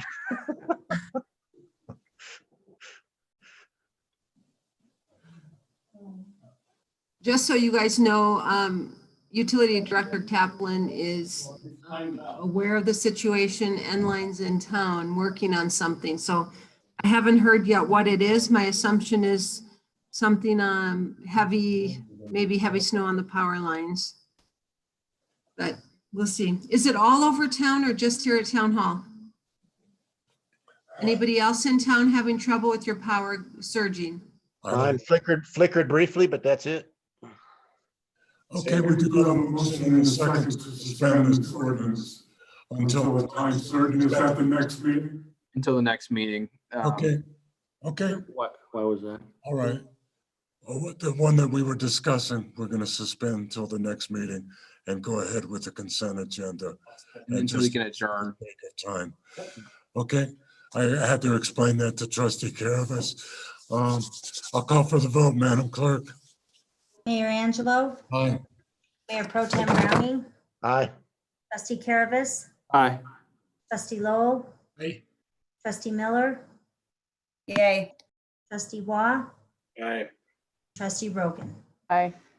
Motion passes unanimously. Ordinance 1088 will be finalized at our next meeting. Could you please read the consent agenda into the record, Madam Clerk? Yes, the consent agenda. Item 1 is Resolution 2020-132, a resolution of the Town of Lyons, Colorado, approving a construction agreement with Zach Dirt Incorporated for the Second Avenue Bridge Replacement Project. Item 2 is Resolution 2020-133, a resolution of the Town of Lyons, Colorado, approving a professional services agreement with Kumar and Associates Incorporated for materials testing for the Second Avenue Bridge Replacement Project. Item 3 is Resolution 2020-134, a resolution of the Town of Lyons, Colorado, approving a professional services agreement with Roxall Consulting Group Incorporated for construction management for the Second Avenue Bridge Replacement Project. Number 4 is Resolution 2020-135, a resolution of the Town of Lyons, Colorado, ratifying a third amendment to the construction agreement with Asphalt Specialties for the roadway repairs flood recovery. Item 5 is Resolution 2020-136, a resolution of the Town of Lyons, Colorado, approving a fourth amendment to the construction agreement with Asphalt Specialties Company Incorporated for the roadway repairs flood recovery project. Item 6 is Resolution 2020-137, a resolution of the Town of Lyons, Colorado, approving a pole attach agreement with CenturyLink. Item 7 is Resolution 2020-138, a resolution of the Town of Lyons, Colorado, ratifying the 8th Amendment to the construction agreement with CGRS Incorporated for the Eastern Corridors Utilities Project. This item has been moved to the September 21st Board of Trustees meeting. The next item is item 8, Resolution 2020-139, a resolution of the Town of Lyons, Colorado, approving a First Amendment to the professional services agreement with Ground Engineering Consultants Incorporated for materials testing for the roadways repairs, the flood recovery project. Item 9 is Resolution 2020-140, a resolution of the Town of Lyons, Colorado, approving a 9th Amendment to the construction agreement with Walsh Construction Incorporated for Bowen Park Phase 2. Item 10 is Resolution 2020-141, a resolution of the Town of Lyons, Colorado, approving a third amendment to the professional services agreement with Inner West Consulting Group Incorporated for program management services for flood recovery construction.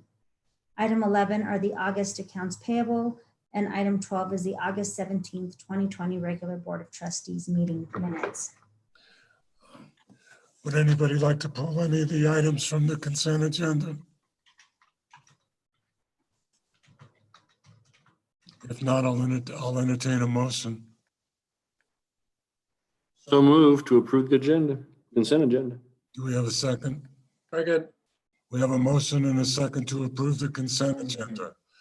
I'll call for the vote, Madam Clerk. Mayor Angelo, Aye. Mayor Pro Tem Browning, Aye. Trustee Caravas, Aye. Trustee Lowell, Aye. Trustee Miller, Yay. Trustee Waugh, Aye.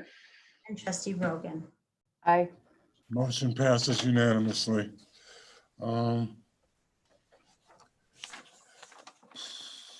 General business.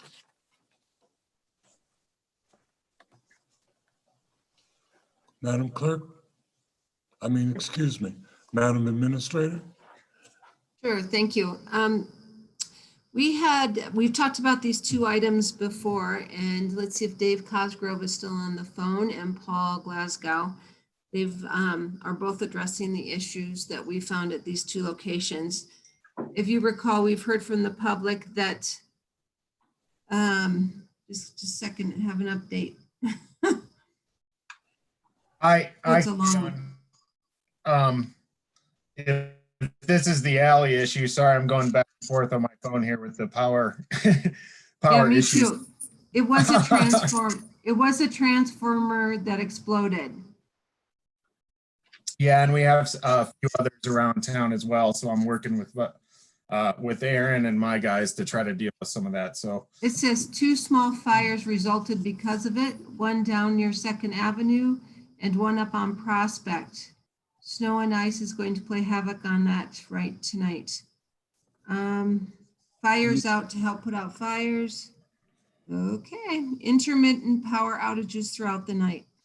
Do we Enline need is to- on scene and investigating. Do we need to adjourn the meeting to deal with these issues? I mean, we're gonna have a special meeting probably soon anyways. No, I think it's fine. There's nothing more Dave and I can do about it. But Dave, do you want to give a quick update on yours? It's pretty quick, we found out. yeah, these were meant to just be informational items for the board on a couple resident requests regarding alley issues that we're having. I know Mr. Goranson is on the phone and is held on this long. So Mr. Engelhorn mentioned that he might be on the phone, but I have not seen him unless under a title I might not be able to recognize. But the first is at 727 2nd Avenue, which is Stickney Alley. It's on the east end on the north side. Mr. Engelhorn contacted me that he was trying to do some work on his retaining wall, which is actually on the upper side, but an alley retaining wall that we have along the alley that was repaired quite some time ago. And I'm not sure the history on that, to be honest with you, but I did provide some photos, and it basically was part of an old sandstone retaining wall that was a dry stack, mortared in some areas, but basically had been done with some timbers or railroad ties, and it is failing. My guys had told me about it quite some time ago, and it's starting to fall into the alleyway. It does need to be repaired. It's about a 34-foot section, and it averages about 3 foot high.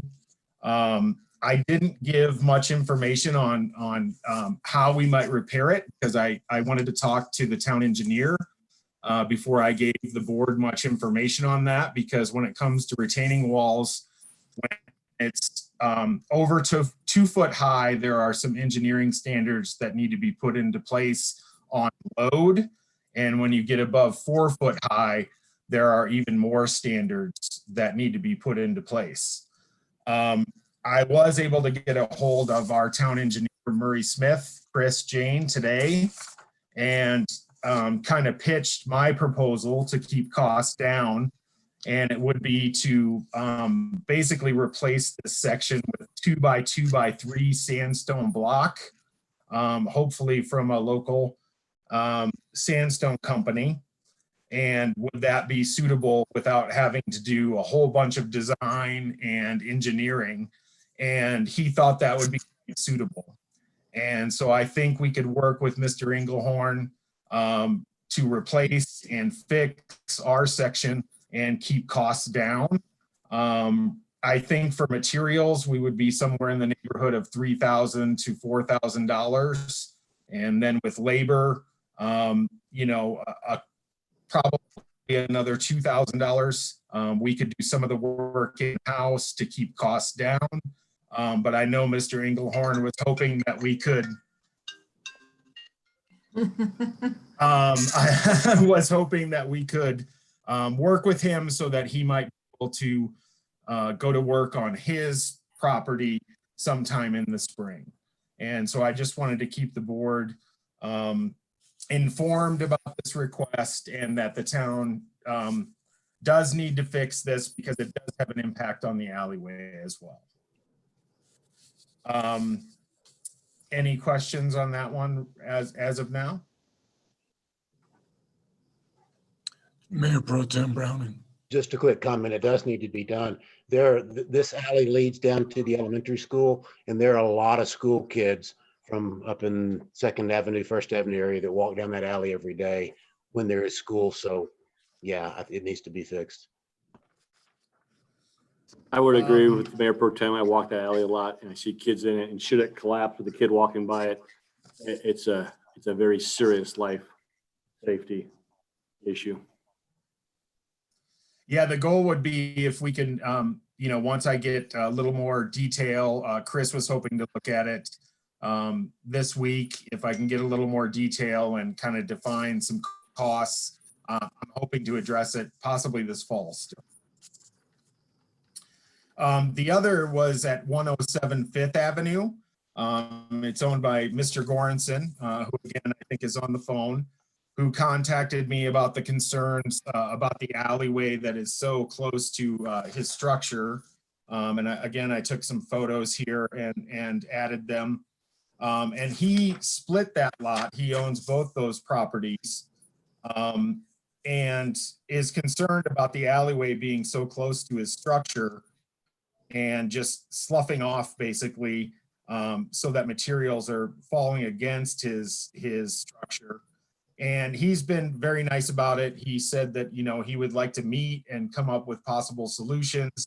We haven't been able to do that yet. And so we're planning on doing that. He's been out of town, and I think we're going to do that in the coming weeks and try to, meet, understand the issues, come up with possible solutions. He even has said that he's been willing to, help pay for any possible solutions.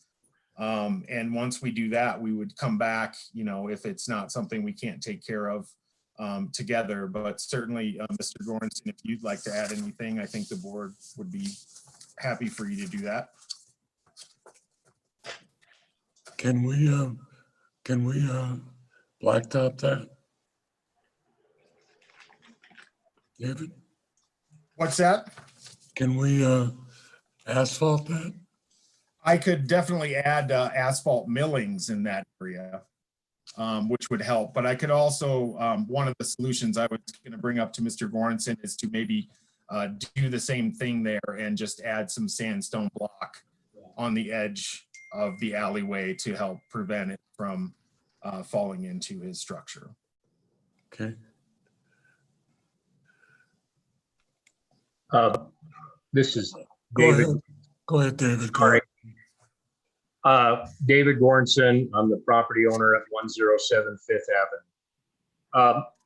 The issue that I've kind of seen is that the center way of the alley has slowly migrated onto my property.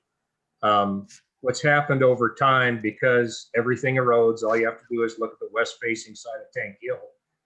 You can see that alleyway's actually eroded down the hill. And I don't know what the right solution is, but I'm happy to work with the town for a reasonable resolution to the problem. It's just that the dirt and debris coming off the alleyway has just built up against the shed, and I've had to go in a handful of times and just take it off the shed because it's rotting the side of the building.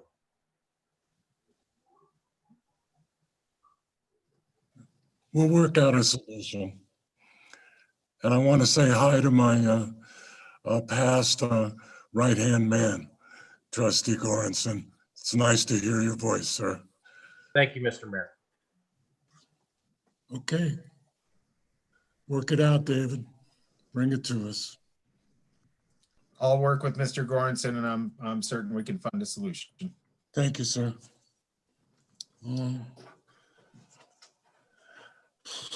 Discussion and direction to staff on updating current noise ordinance. Are we up for this discussion tonight? No, it's going to be really long. I guess it depends if you want to get into a lot of detail, or if tonight is really, does the board have an interest in revising our current ordinance to include some of the provisions in some of the other communities' ordinances that we distributed to you. We aren't ready to present an ordinance to you tonight, but I think depending if it's a simple yes, pursue something that's more measurable and bring it back to us, or if you need to have the discussion of if we want it to include any more specific guidelines or not. What is the pleasure of the board? Mayor Pro Tem Browning, I know you have deep feelings about this. I think a brief discussion of whether to go forward is in order rather than getting into all the details. And that's all I had in mind. This isn't even up for first reading or not, but I think there is a little bit of time sensitivity here about whether the board's going to go forward or not, which I'll explain in a minute. But anyway. Okay. Anybody else have a comment? You can explain it now, sir. Oh, Trustee Miller, I'm sorry, I didn't see your hand. That's okay. I'm gonna just say that, yes, I think we should make something measurable and more concrete and do lots of research. I know there's been quite a bit done already, but decibel level readings and other ordinances from other places we should take from and look at.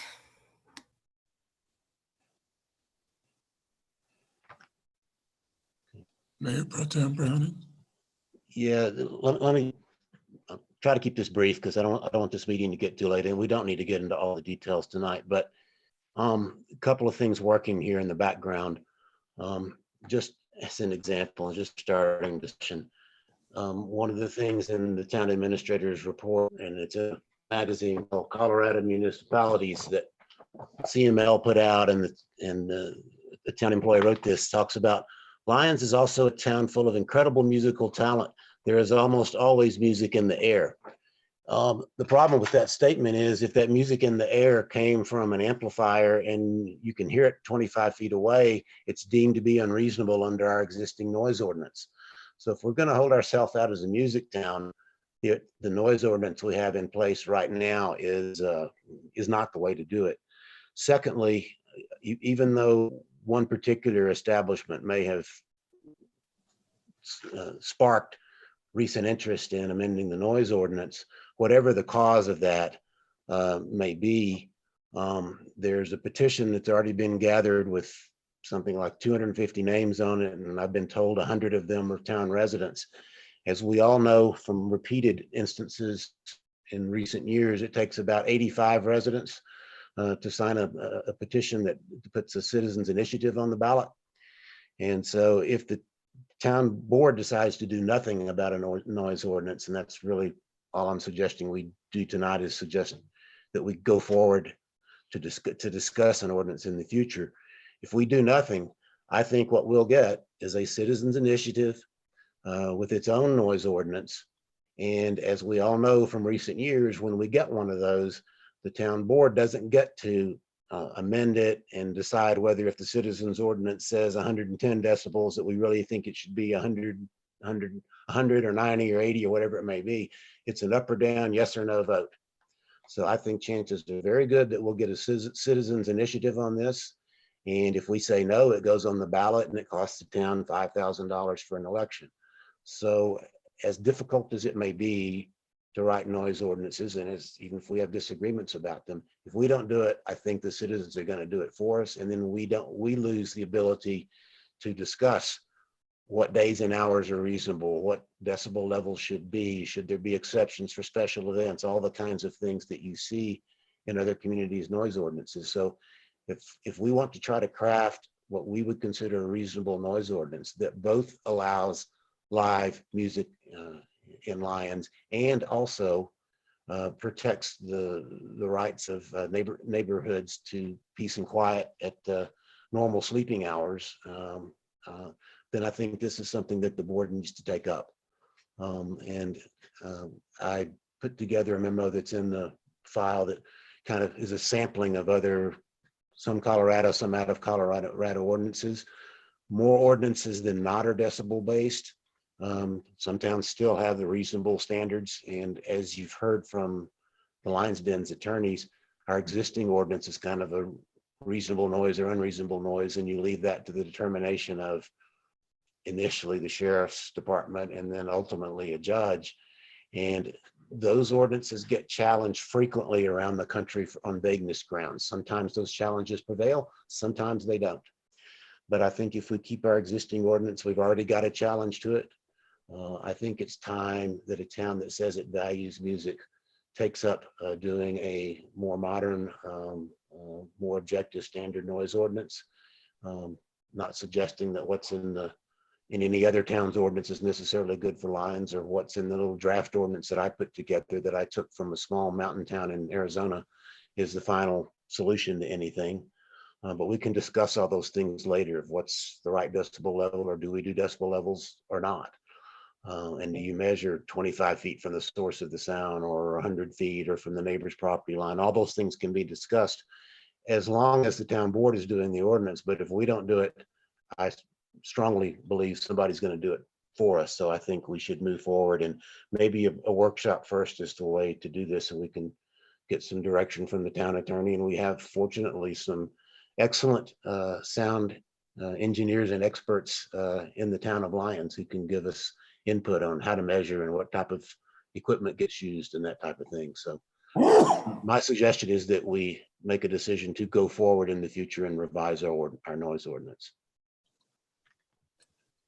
Any further comments? Trustee Waugh. I agree with Trustee or Mayor Pro Tem Browning. My biggest concern is that that we'll be handed an ordinance. Having been through this with the town previously, I can say that decibels, in my personal opinion, are not a great way to do it. I have personal experience of being on property at Riverbend and not hearing the music, and then coming home and sitting on my porch at my house several blocks away and hearing it loud and clear. I think topography makes a huge difference, especially in a town like Lyons. And I think that everyone wants something that's nice and clean and measurable, and decibels is not it. I'll also say that it's, other than this one business and this one location, I'd like to understand from staff if there have been other significant noise ordinance violations that we should be aware of. I feel like we're being held hostage by a group of 80 people and one business to change something that I don't really think has been a problem. I don't know, I haven't heard of other significant, and perhaps town administrator can speak to that, but I have not heard significant other issues with other businesses in the town in the last 2 or 3 years since the last time we did this, and with overlay districts. So I'm just curious why we feel like we're repressing artists and music when we're only talking about one business, as far as I can tell. Madam Administrator, have there been other complaints? No, I get very sporadic, occasional calls from someone who maybe a concert has interrupted their child's nap or something, but we don't have any other significant or ongoing issues that I'm aware of. I think most people who have lived here have learned to live with the festivals, the wedding venues, but it has been fairly quiet for a couple of years, like you said. I think when we first started getting wedding venues in town, that took a little adjustment for all the different venues and how the noise carried. But in general, this has not been a significant issue, but I don't think it's the one business causing the problem. I think it's the quality of life for the neighbors more so.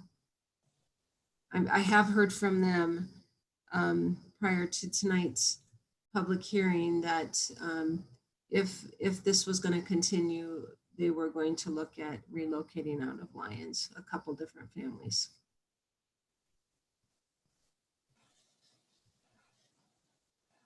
Any other comments?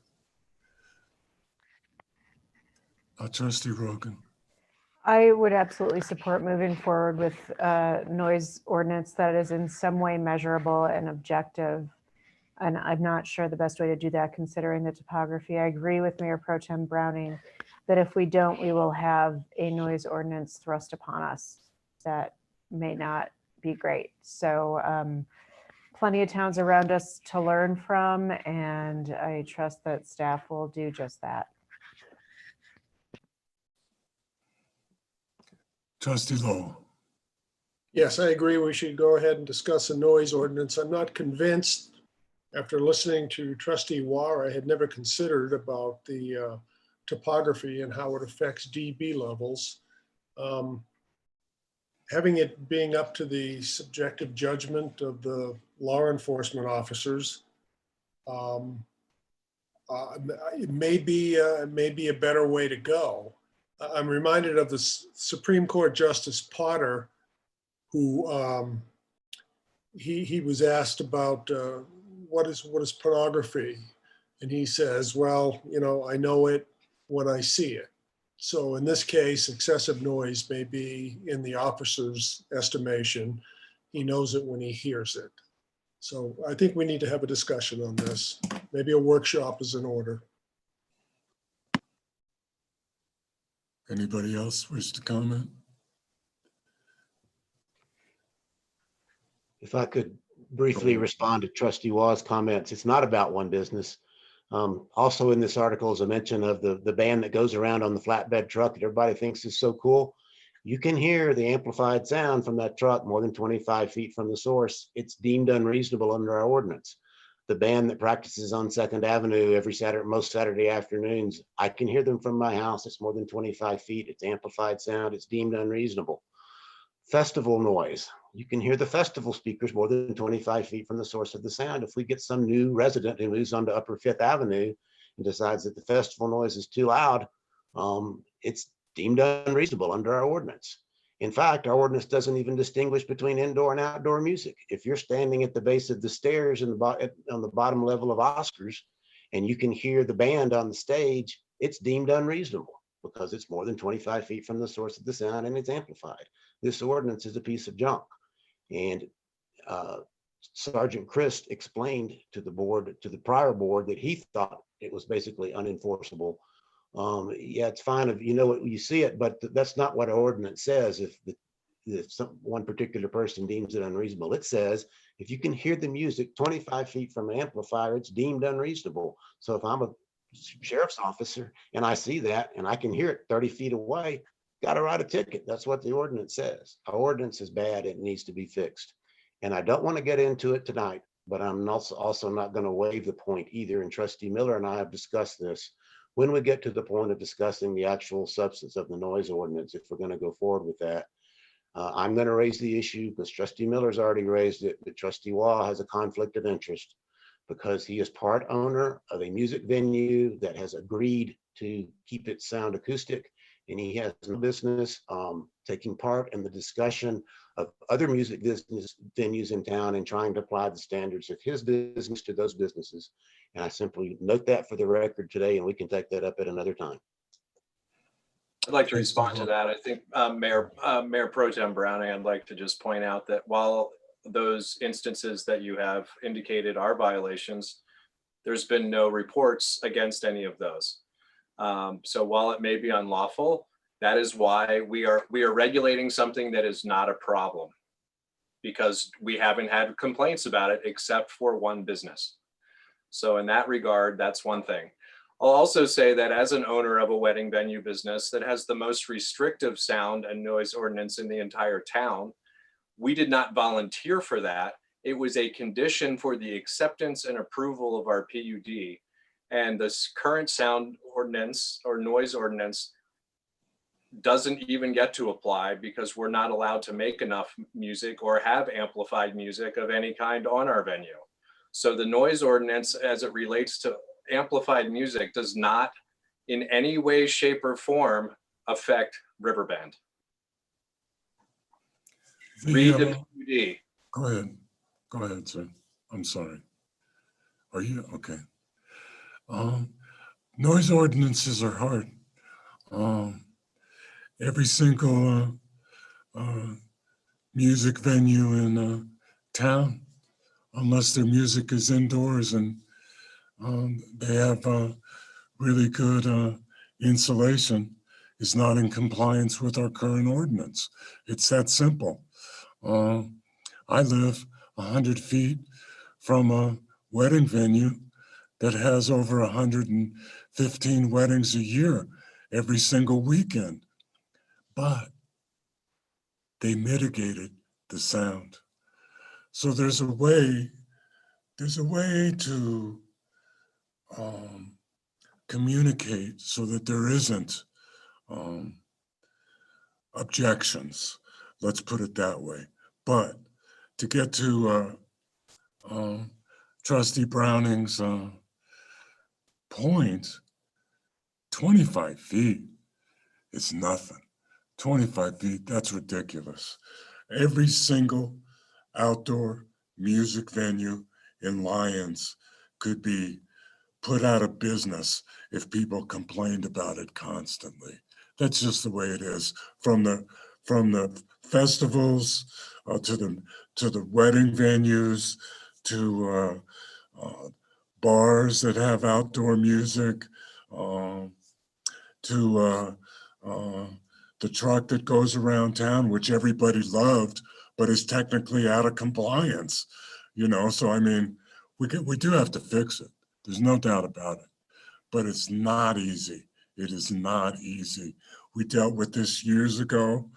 We tried to do it by decibel levels, and it's hard.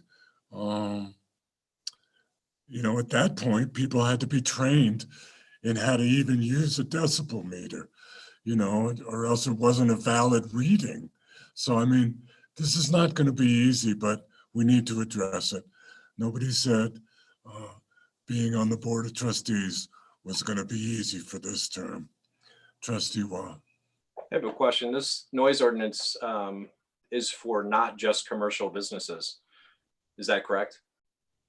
Yes.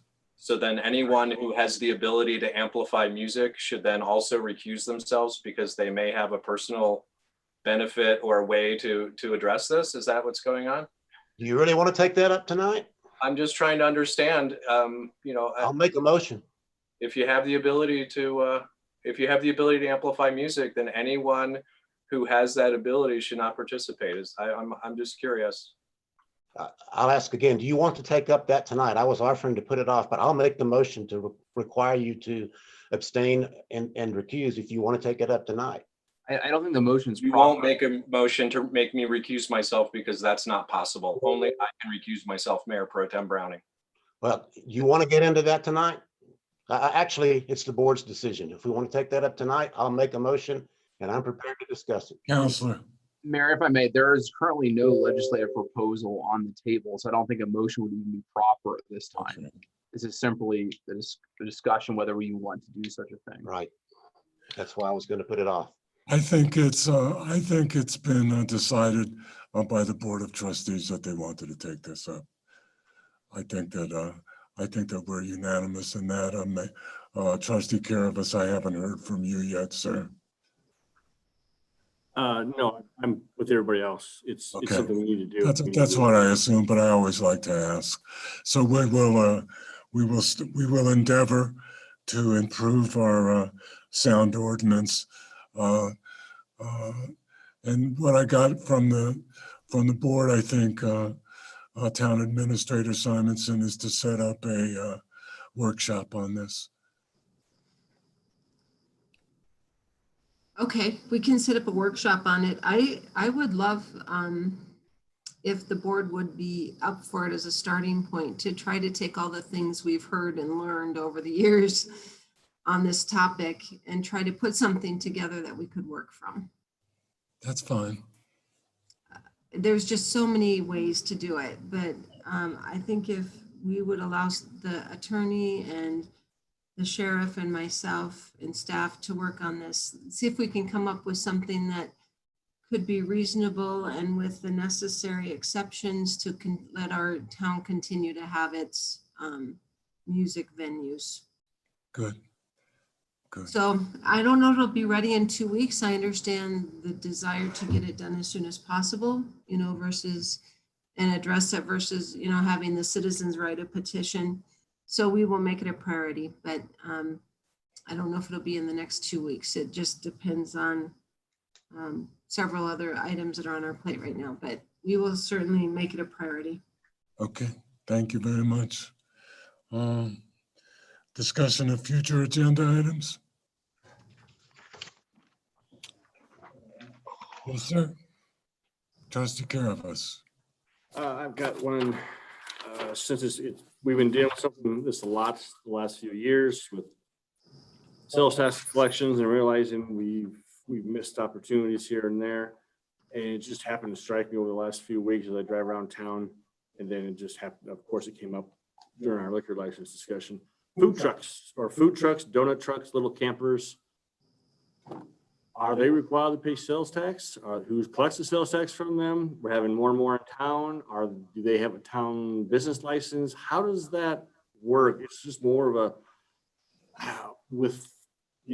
as we do these things, I'm sure like a little food cart in towns in New York, Chicago, got to have a health license and all that. But these vehicles come into, our different bars or, then some lots, coffee shops at a gas station. Are we collecting sales tax from those individuals? Are we allowed to? Do they have a local business license? Is that something we need to follow up in deeper, or is that something you and Jill can take care of, Victoria? No, we already, anyone that sells a service or a product in the town of Lyons is to be collecting sales tax. And it is up to the owner of the business to do so. We do ask everyone who does provide a service or product to have a business license. So yes, they should have a business license.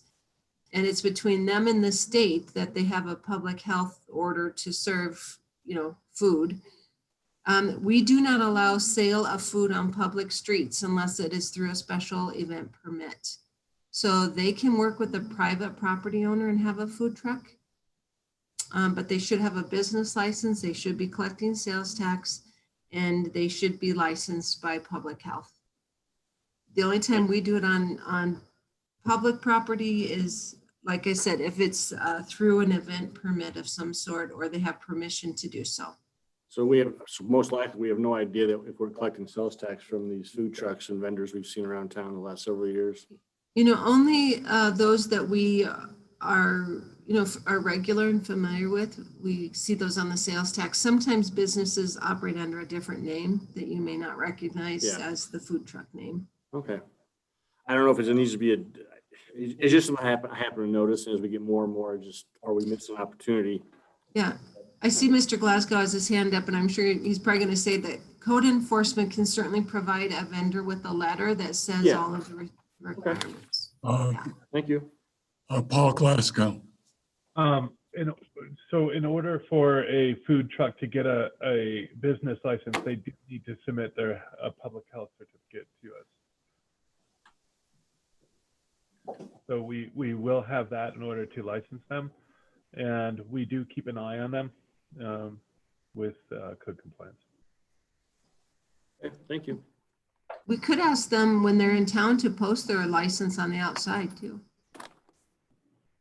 We could put in a little plastic jacket and ask them to post it. Is this a future agenda item, or are we going to discuss it this evening? Oh, good point. Any other future agenda items? Mayor Pro Tem Browning. Yes, one would be, and perhaps I should have brought this up in trustee reports, but Trustee Wall and I have worked up a draft of a resolution on the board staff relations committee that we discussed before.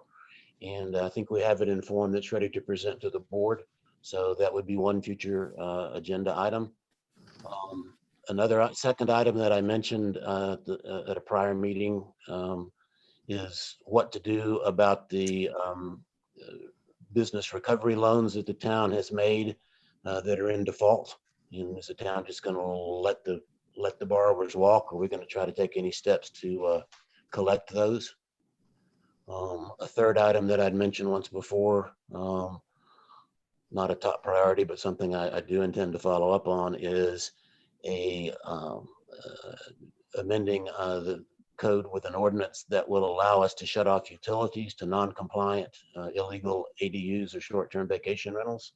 Would address things like the 112 Estes Court deal. I think that from what the attorney said, there's nothing that really prevents that. I think I've got a suggestion on a draft on how to get that done legally.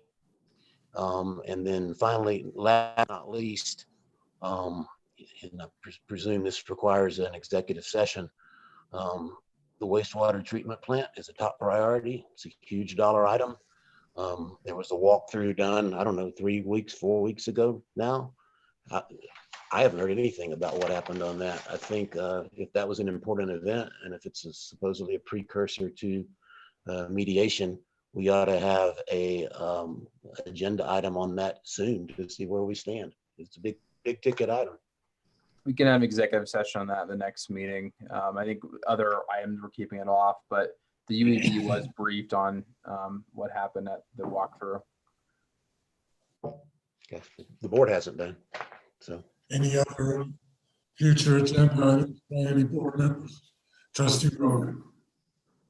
Yes, I'll bring this up once again. I'd like to discuss representation from Lions at organizations like DRCOG and the Boulder County Consortium of Cities.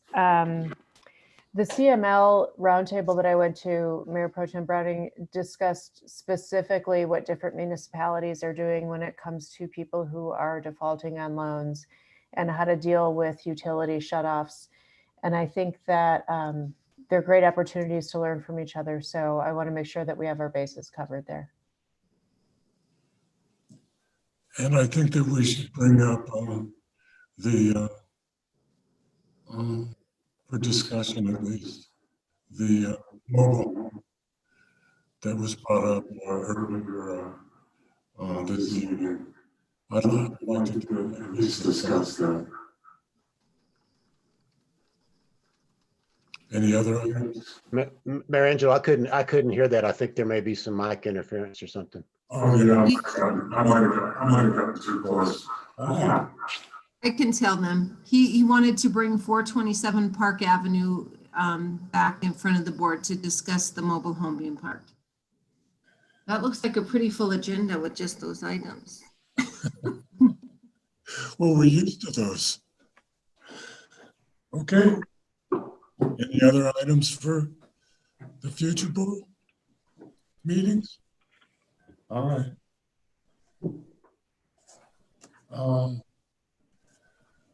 Madam Clerk, could you please read item 16? Do we want to do the summary of action items first? Oh, yes, excuse me. I'm sorry. Yes, absolutely. Okay. I've caught a few, so help me, Victoria and Brandon. I've got the purchase of 7 Lake Macintosh shares. We continued ordinance 1088 to the September 21st Board of Trustees meeting. We need to track the sales tax issue or contract with the Lions Den, schedule a workshop on the noise ordinance, and staff is to follow up on the alley retaining wall issues with the homeowners.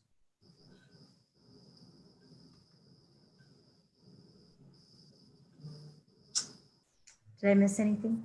Nope, that looks like it for me too.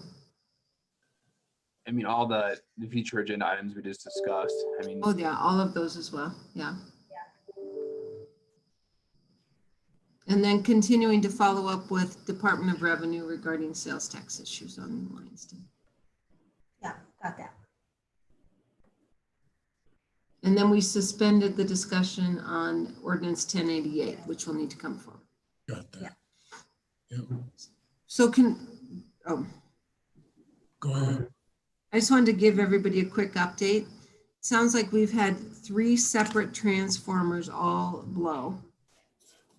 And they said that due to the moisture getting into them, it's causing arcing between different transformers. So we do have 3 areas that are out of power, but they're already on site and working on them. So hopefully people are in bed and won't get too cold, and it'll be repaired here in the next few hours. And we've already sent an e-blast to people, letting them know that if they need emergency assistance to please call non-emergency dispatch. Okay. Kim's already got it out there, and I don't know where she got the pictures already, but That's a tough it's out there. night. All right. 16, Madam Clerk. All right, item 16 is an executive session pursuant to the Colorado Revised Statutes, sections 24-6-402 4E and 24-6-402 4B, for the purpose of determining positions relative to matters that may be subject to negotiations, developing strategy for negotiations, and instructing negotiators, and for receiving legal advice from attorneys representing the town on specific legal questions, and specifically determining negotiating positions and strategies regarding code enforcement pending issues at 431 4th Avenue, and obtaining advice as needed from legal counsel on related legal issues. And I will send out the executive session Zoom link. I'm sorry. Okay. Mayor Pro Tem Brown. Well, there's been no motion to go into executive session, and for purposes of initiating discussion, I would like to make a motion to enter into executive session for the purpose the town clerk just read, but I do have discussion about that. I'll second that. Okay. Here's my discussion. We received an email from the town attorney relating to the subject matter of this proposed executive session.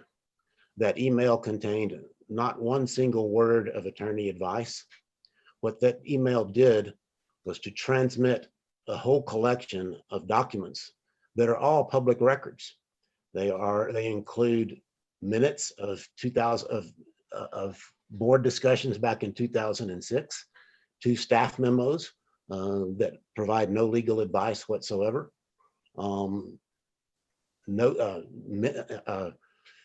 Documents from back in 2006 that were considered in doing a zoning suggestion. And I, for one, am not fond of taking a bunch of documents that are public records, running them through the attorney who does not even offer one word of legal advice about them, and thereby converting a subject that is really of some public interest into an executive session topic that will be where all these public records and our discussions, including our discussion of background facts and history and questions of either a property owner or the staff, all get stuck into an executive session and hidden from the public. I think this is an item of public interest. I think we should be able to hear from the property owner. I think we should be able to hear from any neighboring property owners relating to this property, which is exactly what the board did back in 2006 when they rezoned this property from R2 to commercial. If all that was proper in public in 2006, why do we have to do it in executive session? I believe that what we should do is postpone the executive session for this item, reschedule it, and on the same meeting as an executive session is scheduled, schedule a general business section at which we would invite the property owner and others to participate, and put all the public records in front of the public as part of the meeting packet, have our factual and historical background questions to staff or the property owner or nearby property owners done in public. And then if we need to go into an executive session to discuss our legal options and risks with our attorney, we can do so. But I think we've done this a couple of times recently. 112 Estes Court being another example. We did that in executive session under sort of the same circumstances. And then here we see in our public packet tonight and in discussion in our meeting tonight, a discussion of 112 Estes Court in public. Why did that have to be done in an executive session? And I don't think I think probably 90% of the discussion and documents relating to this particular property belong in public. Maybe 10% belong in executive session. And I'd like to see this postponed until we can both have a public and an executive session relating to this property. So that's my motion to basically postpone the executive session until I'm not sure that we need to do it next meeting because I don't think it's as important as the wastewater treatment plant. But that we basically reset this at a later date and couple it with the proper public presentation of background facts, history, and documents. Counselor. 2 things, 1 a response and 2 a question. First, just because I sent an email that documents which were both public information and maybe some that were not, doesn't convert those public information documents into retroactively into attorney-client privilege information that can never be disclosed in the future. That was not the purpose of sending those documents out, nor is it the effect of doing so.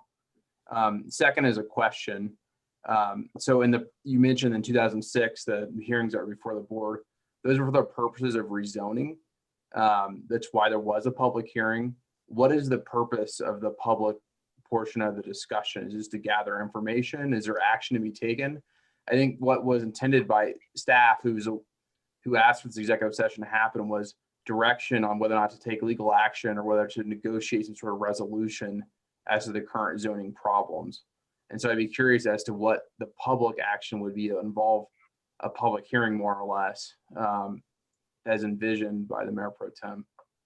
I would like to gather the history of this property, including what's happened between 2006 and 2020. I would like to, part of it is I'd like to hear from the property owner, and I would like to hear from neighboring property owners as to whether they think this property really was properly zoned, or if it was properly zoned in 2006, is commercial zoning a problem? Does the public want the existing zoning regulations enforced? Is the public aware of what's gone on in the last 14 years? I'm not. I think we should gather information from both the public and staff and the property owner. And then if we need to go into executive session and discuss, get legal advice on different possible courses of action, we can certainly do that. I don't think that's an improper purpose for an executive session. It is, but I think here we're converting matters of public interest that ought to be brought out in public into executive session. And I think all the documents that were attached to the email were public record documents. They'd all be subject to quorum. And I don't like hiding those from the public. And just to clarify again, just because I sent them an email doesn't mean it would No, I not. understand. I know it does not. I know that's my point too. It doesn't convert them into confidential stuff. And so why not put them in the packet where the public can see them? Because of executive sessions, I'm simply conveying it to the board for the purpose of an executive session. If it was a public session, of course, then I wouldn't have been sending them to the board. Any other discussion? Any other discussion by the board? Trustee Watt. I'd like to support Mayor Pro Tem Browning in this. I've actually made a request to see any documentation of violations at the property. So, and I have not received those, so I don't think that I could accurately represent the issue in an executive session this evening. Comments. Town Administrator Simonson. I don't think we're going into executive session to discuss any violations. It's really just a zoning issue and how to move forward, since it was not implemented following the 2006 agreement with the Board of Trustees. But I agree, a lot of this is public information, it shouldn't be a problem. However, I do have neighbors who will not speak in a public meeting about this situation. But I have their emails, and I have other things that they've asked to be treated in confidence. So some of it will have to come out in executive session. It's not going to come out publicly. People are feeling intimidated to do that. They're not entitled to be heard in executive session. If it can't be heard in a public session, they certainly can't be heard in an executive session. And those emails between you and a private property owner are all public records. Unless they're marked as confidential. I don't think if a private property owner emails the town administrator about a public matter that she can designate it as confidential. I think it's a public record. Or if they're discussed on the phone and they're my notes, those aren't necessarily public either. But people are very concerned about discussing this publicly. You may not agree with that or know that, but that's one of the reasons some of this is an executive session, is people aren't necessarily comfortable confronting their neighbors.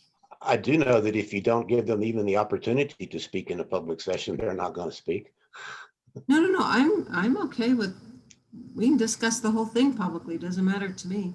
I just am saying I don't know if you will get the information that the staff always get, because a lot of people are going to be hesitant to do that. I think that's unfortunate.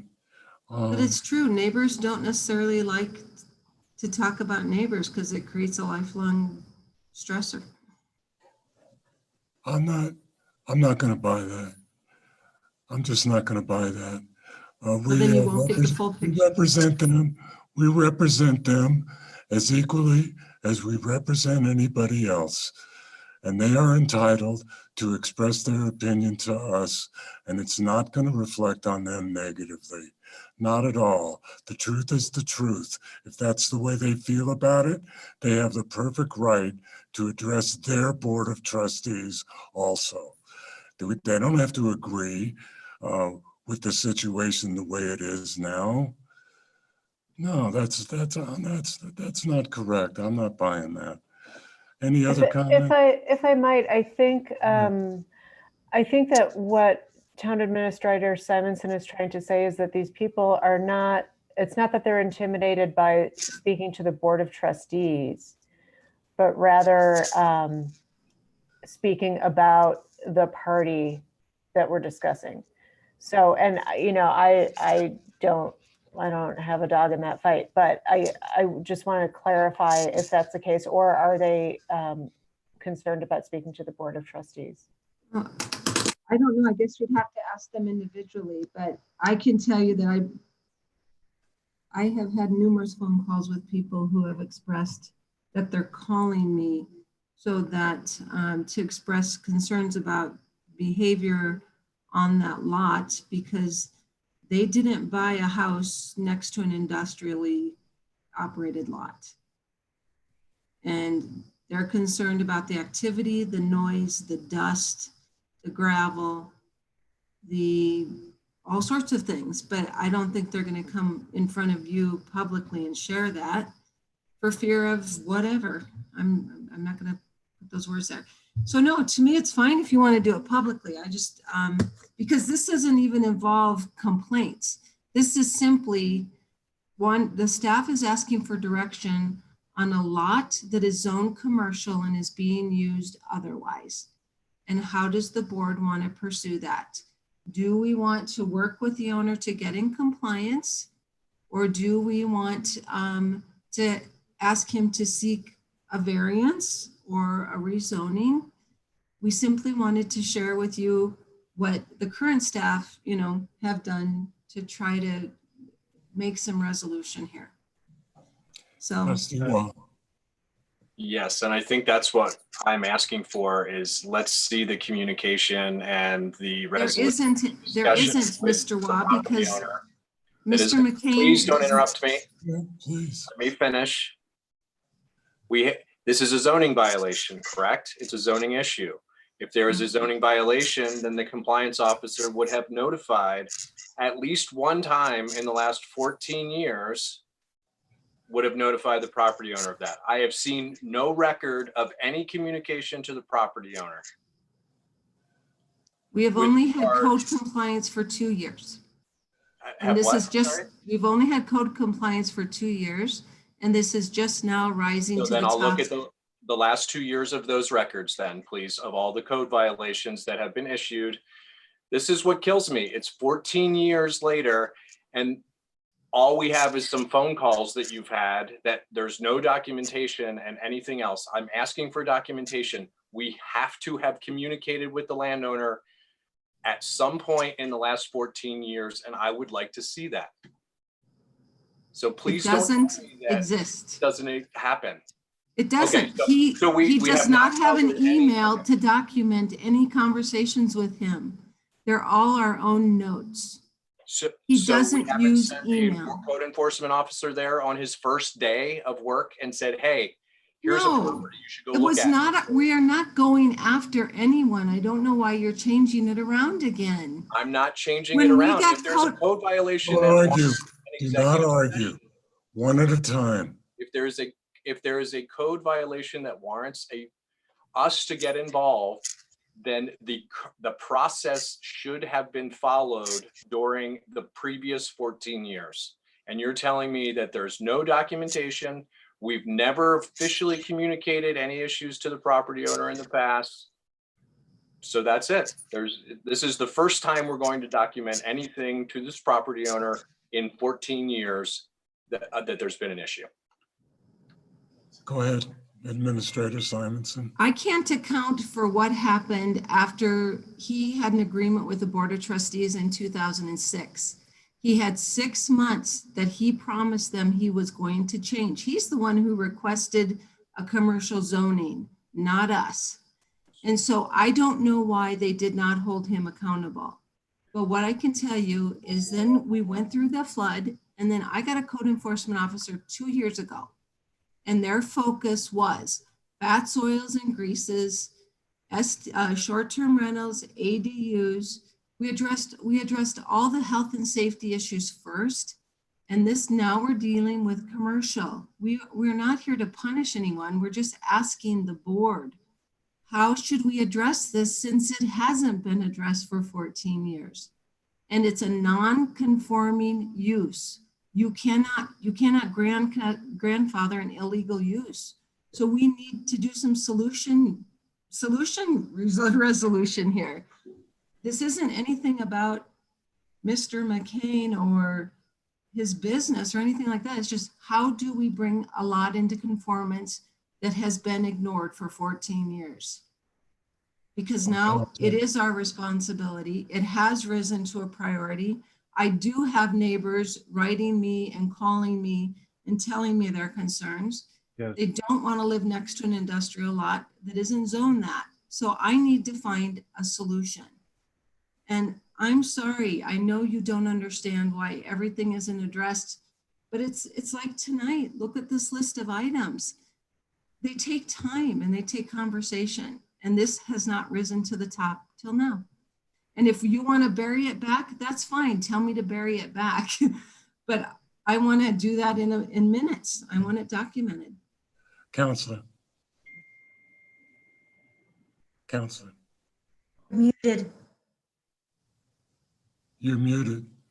I was just saying, okay, so 14 years later, we'll document it.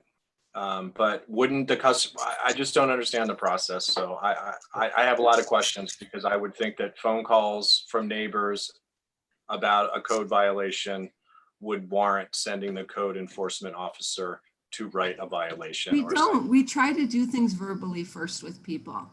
And we have been doing that over the years that I've been here. I know that. I've had numerous conversations. So hasn't Paul, so hasn't, we all do. We all do. And it's just now we need to figure out, what are we going to do? What are we going to do with this lot that's zoned commercial and being used industrial? Counselor.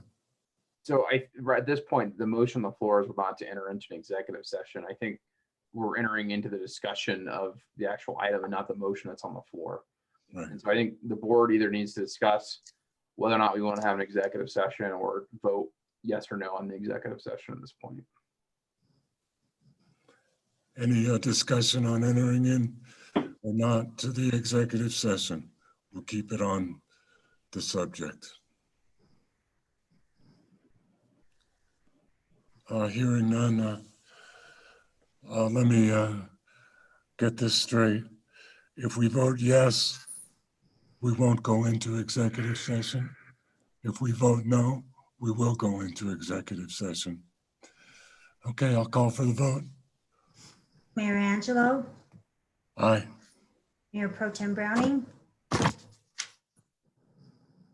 He said aye. You're muted. We can't hear you. You're still, you're muted.